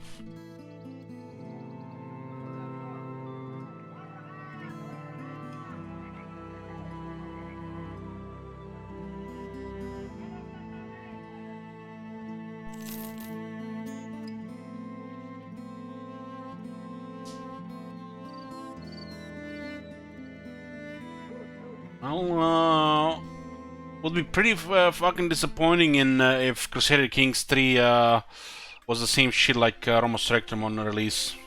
Would think they would learn their lesson after my bad Imperator Rome. Because Imperator Rome looked had a really bad release.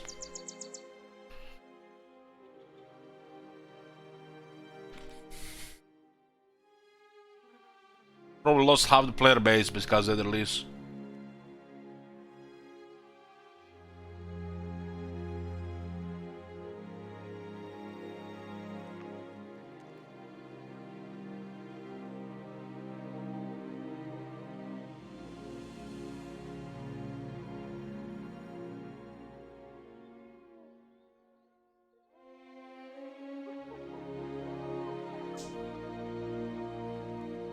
$1,300. Don't give me nachos again. Please be spiders. Come on, some spiders game. What the guy have to do in this game to have some spiders? Becomes so rare. The wolves, 25 nachos. Fuck nachos, man. Where the spiders, yo?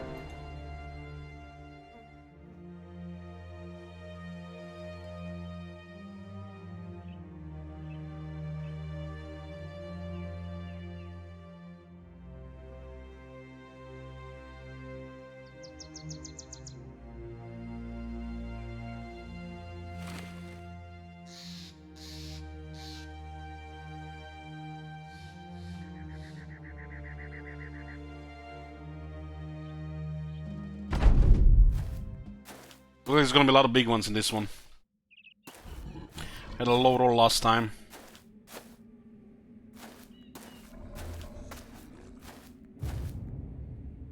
I'm really looking forward to another 8 years of buying DLC for CK3.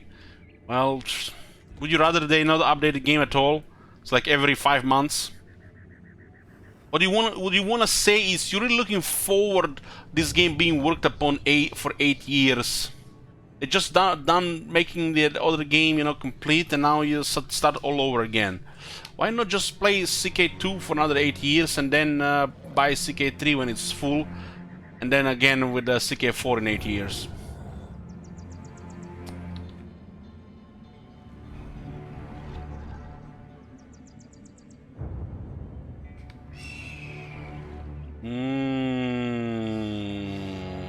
One, two, three, four, five, six, seven, eight, 9. This should fucking be illegal, man. This should fucking be illegal. 2 skulls, 9 fat nachos.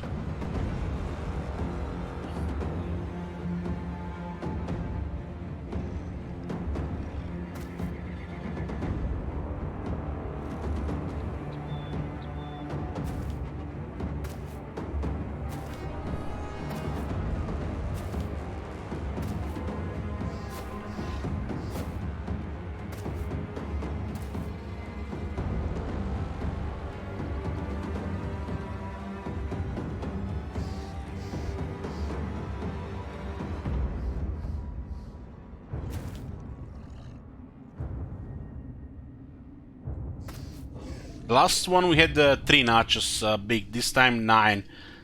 It's salsa last time, now we just have cheese. Fucking cheese is bad for you.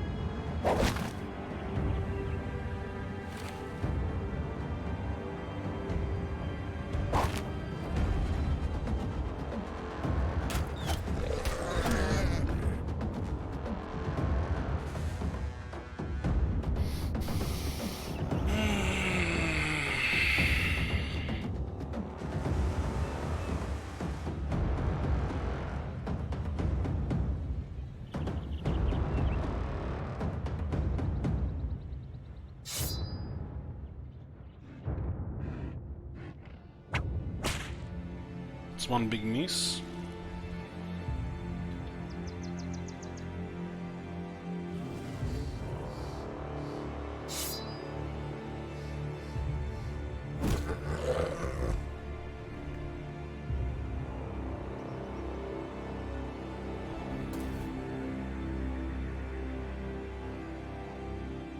Yeah, we should have moved another half a turn. This is gonna be not a very good approach.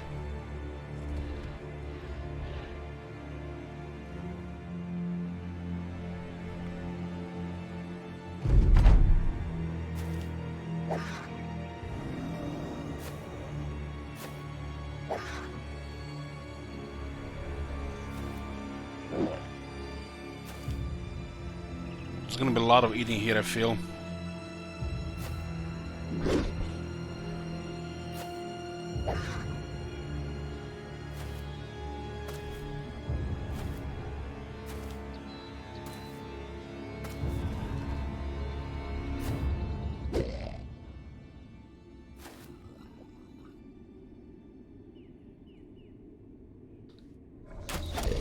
That was a very good shot there.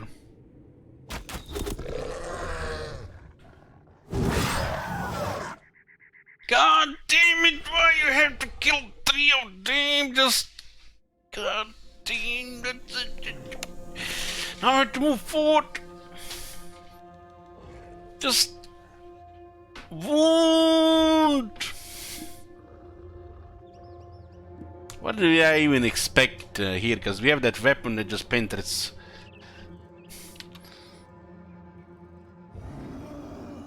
Gallenmal was very useful this fight. No value here really.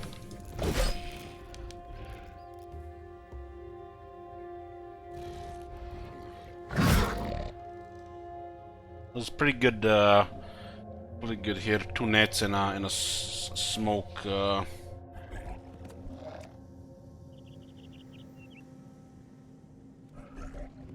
They can eat. They can eat with for 6 action points. To swallow, they need full action points.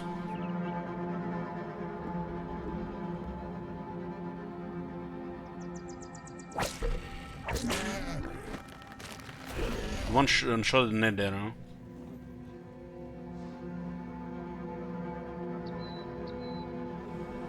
I think I want to try to stun one of these when they get close. We have 2 maces here.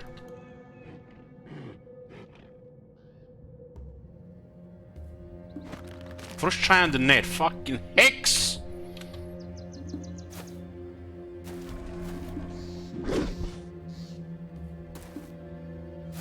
The way they moved actually on the other side made that move by Archmagnus pretty good.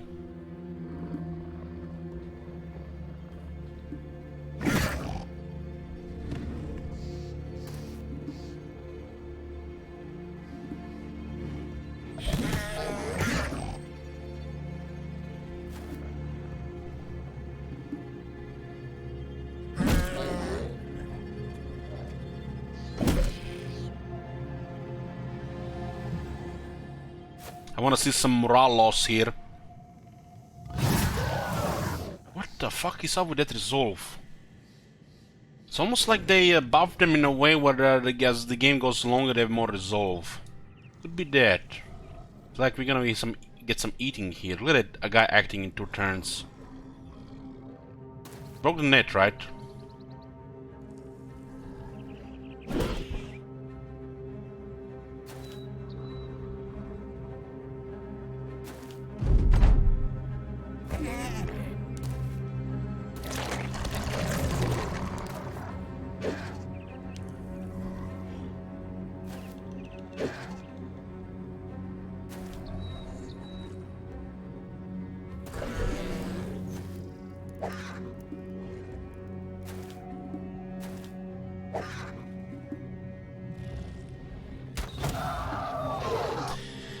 Throwing a firepower qualify as a war crime depends. You know, when you find these scumbags, no.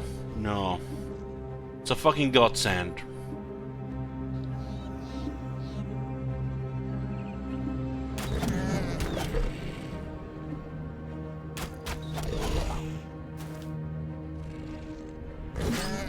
Wow. What are those rolls?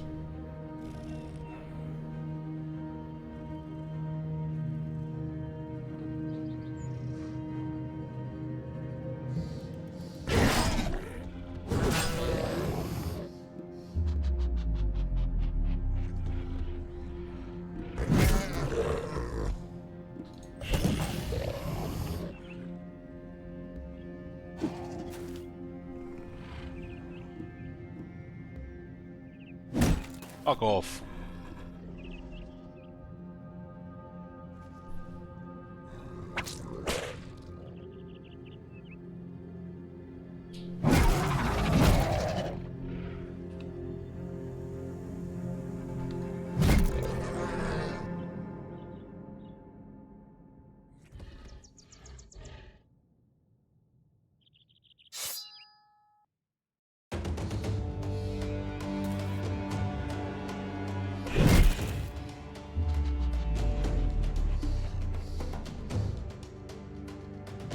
Don't worry, I know what I'm doing. I killed thousands of these.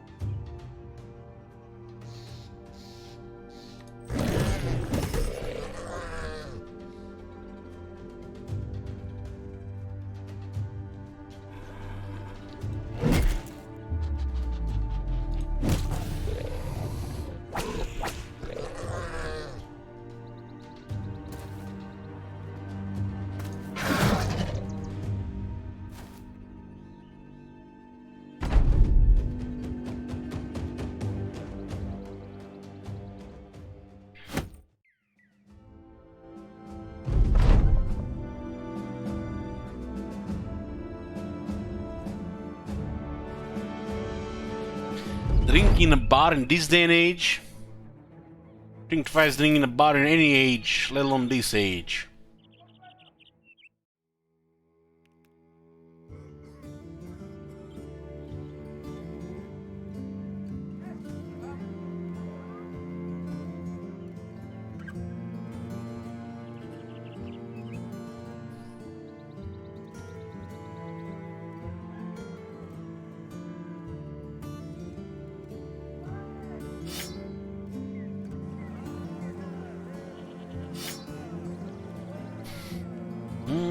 We used 2 Niths and 1 Farpod there.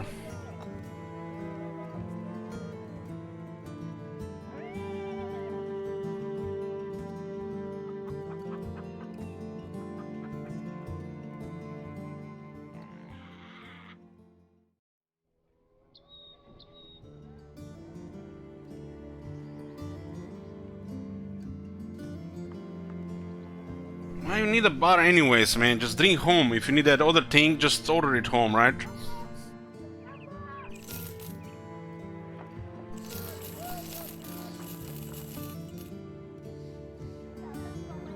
Price is pretty much the same.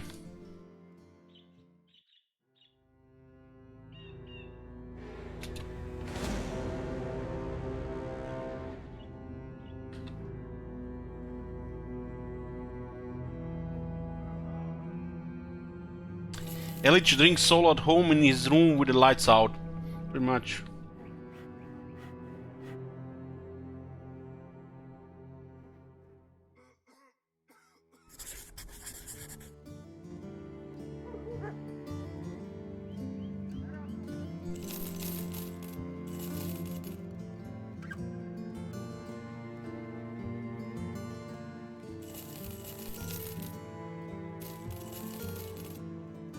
Was thinking about a bar visit as a way to talk with somebody. Well, yeah, when I'm drinking, I'm talking to somebody on Discord and somebody on Steam.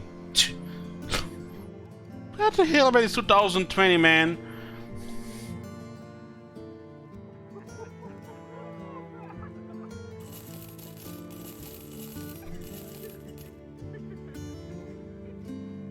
Get up with the times, man.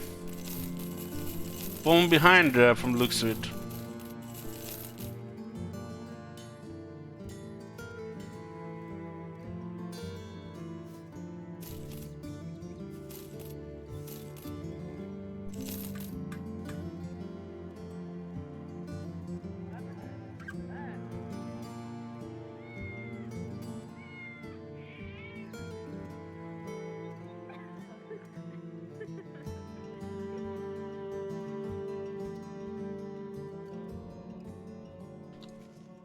Of course, depends on a bar, right? You know, with my limited experience with bars, you go to bar, you know, for two reasons. One, to drink and so nobody bothers you. Two, to drink and to get laid.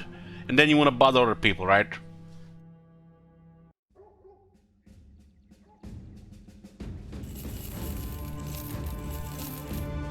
Let's just buy there. Some medicine.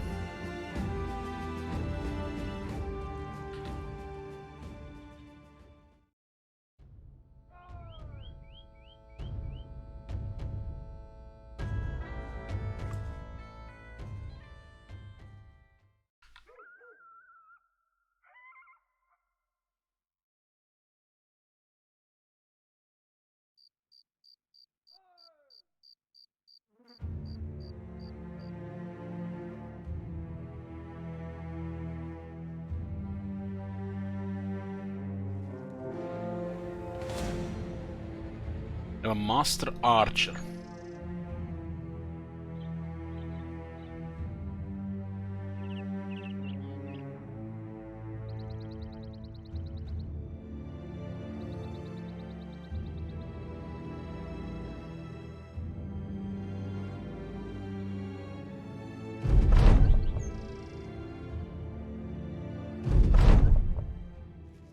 Heavy crossbow. We've got his head home.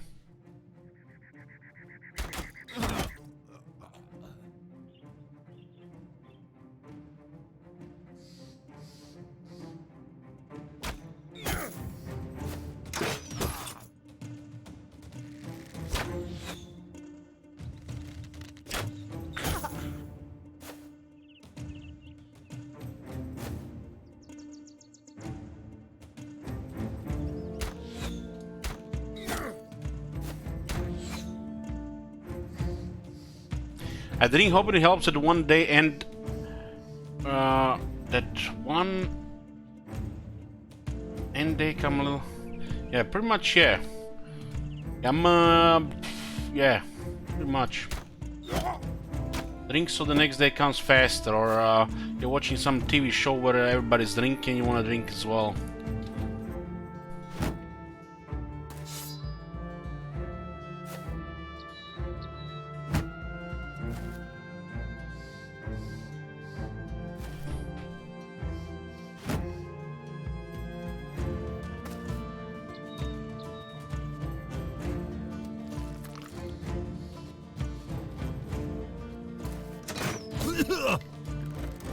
That crossbow just hit the head. It done 1 damage. That's a low roll. Very, very low roll.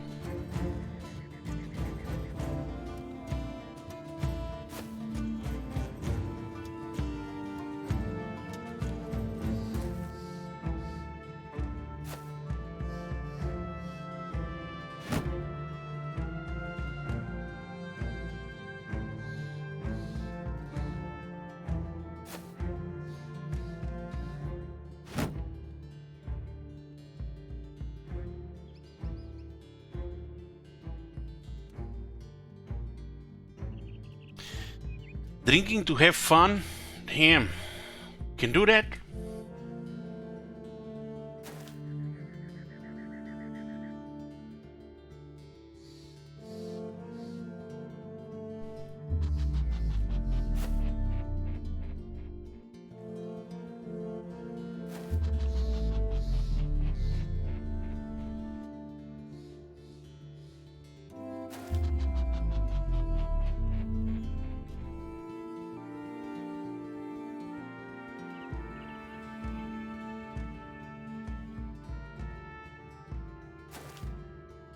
I drink on Fridays usually as I dive into multiplayer games. So that's why you're a toxic multiplayer person. Toxic drunk, toxic multiplayer person. Shame on you.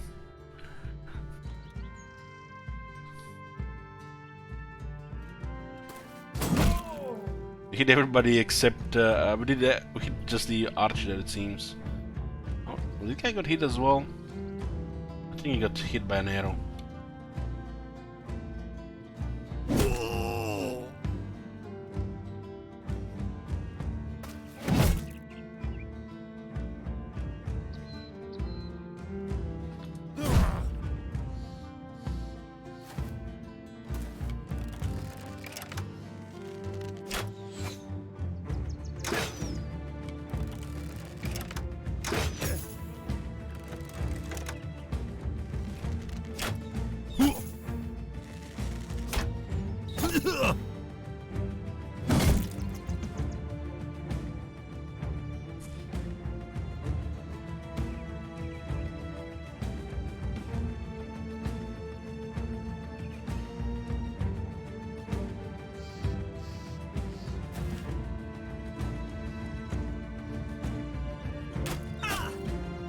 God damn!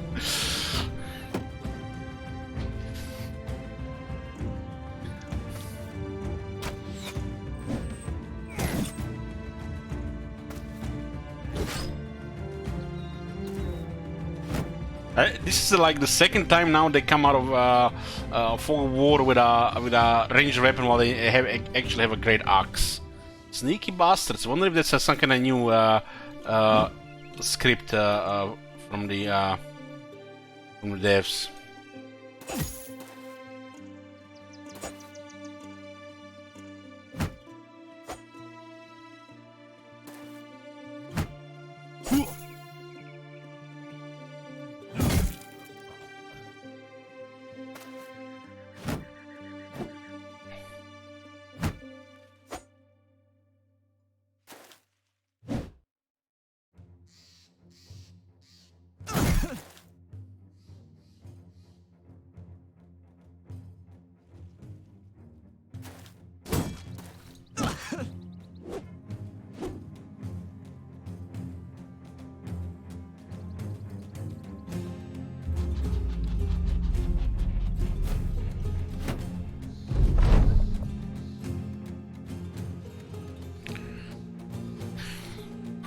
What do I look like? Fucking Google here?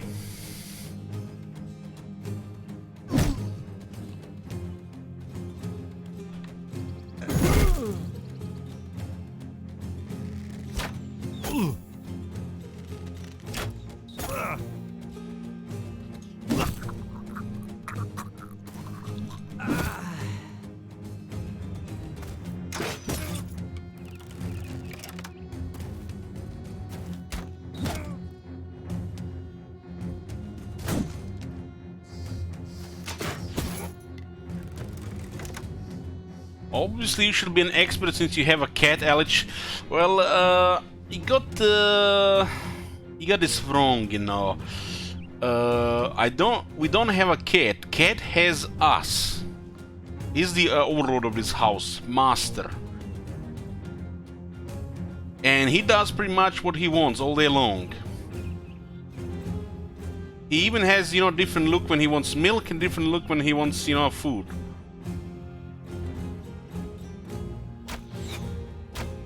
And we just clean all the shit after him, so he does whatever he wants.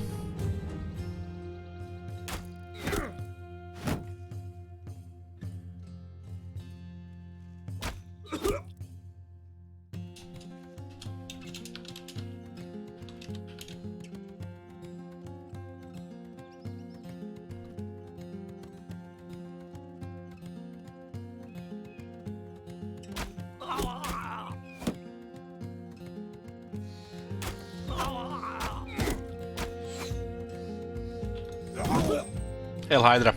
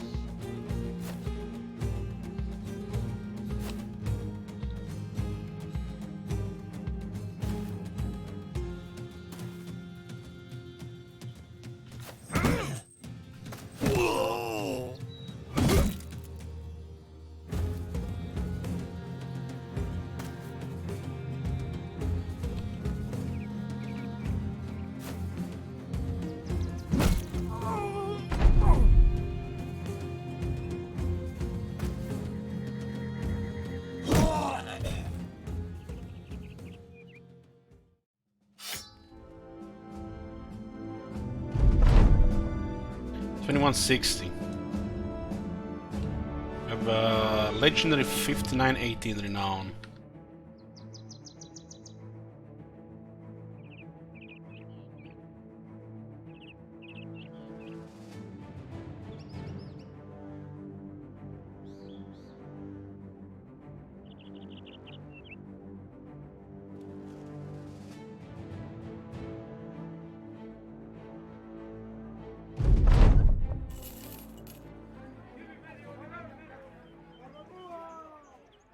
What the hell? What? To the glorious cat overlord of the household. Thank you much, Lipo. That's pretty much exactly one month of food for him.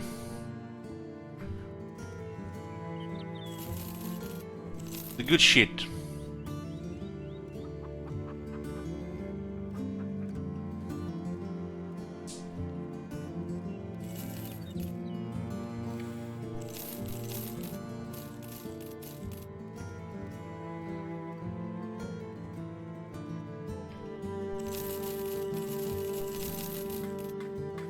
I'm gonna have to find some hyenas. That's gonna have to wait for some other time.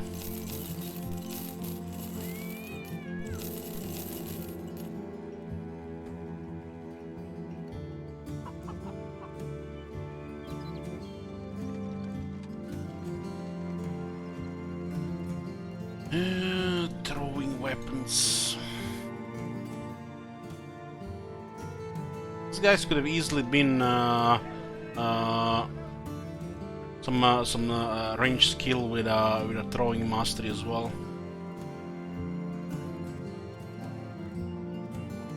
I don't really seem to care much about the throwing stuff.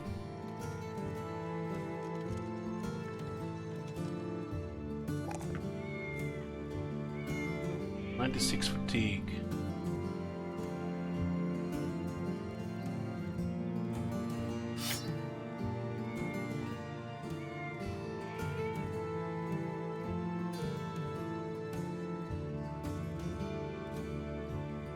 I'm gonna keep playing this company until one day we decide, you know, to end it. There's no end in sight, not anytime soon. Not this month, not next month.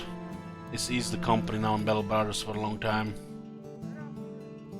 And we'll be playing less and less of it, and only when I really feel like playing. Might be some days in between with other stuff if I feel like it, like chill day.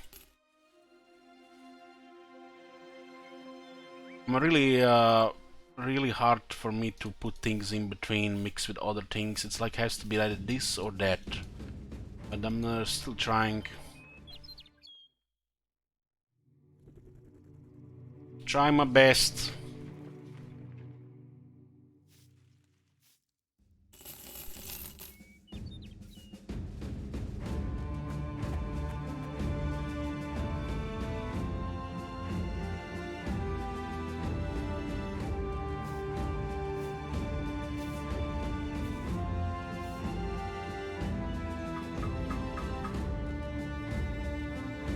Extra, is it me or only 6-3 damage? Can be right. It looks like it's a pretty good pole mace, but we're not using any pole maces. We've seen one famed sword and one famed great sword, and they were both shit. A famed sword, one of the worst I ever seen. I don't even know why it was the famed. I just rolled -1 fatigue on the skill build up, which makes no sense for a famed weapon. It's probably the worst rolled famed weapon ever.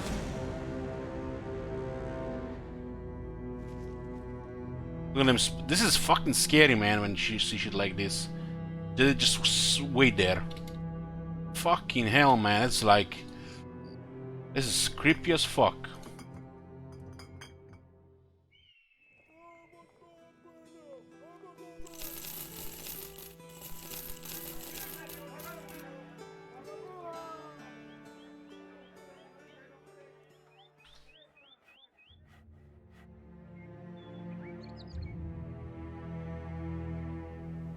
Grand Company.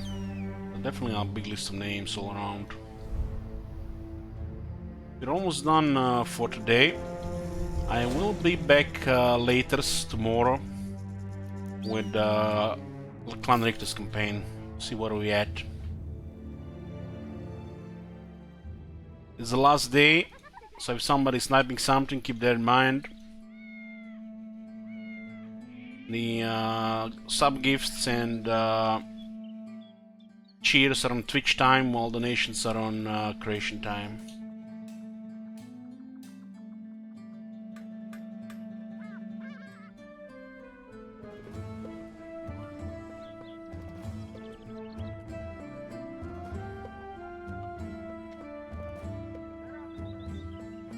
Okay, we'll save it in the city here. This is gonna be the next thing we do here. 31 instead of 1342, not a very good roll on.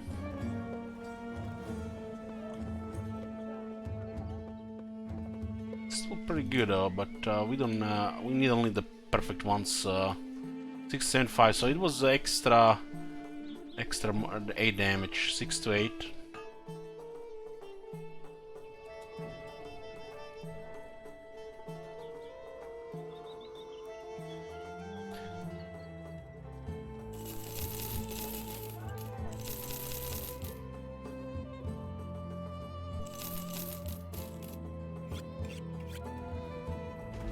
Oh my god! Perkonos, give it 20 subs. Thank you very much, Perkonos. Shit! What the hell? So it looks like somebody is going for that man of the month. Well, we'll still have plenty of time until the morning.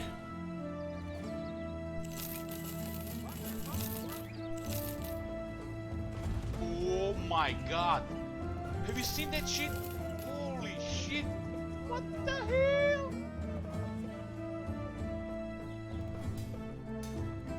Okay, boys, we are done with mainly playing Battle Brothers. It'll be on and off now, mixing it with other things and playing other stuff as well. I'll see you guys tomorrow with Clan Rictus, which is in about 5 hours. Shit! What the hell? There'll be more Battle Brothers next month for sure. This company will go on for a long time, I think. There's also upcoming Outer Worlds expansion, which I'll be playing, Oh and my plenty of god. Warhammer 2 stuff. Have you seen that shit? Holy shit! What the We'll do my hell? best to mix up Niths Caravan with everything. See you later, guys. Don't let my corners get me under mount.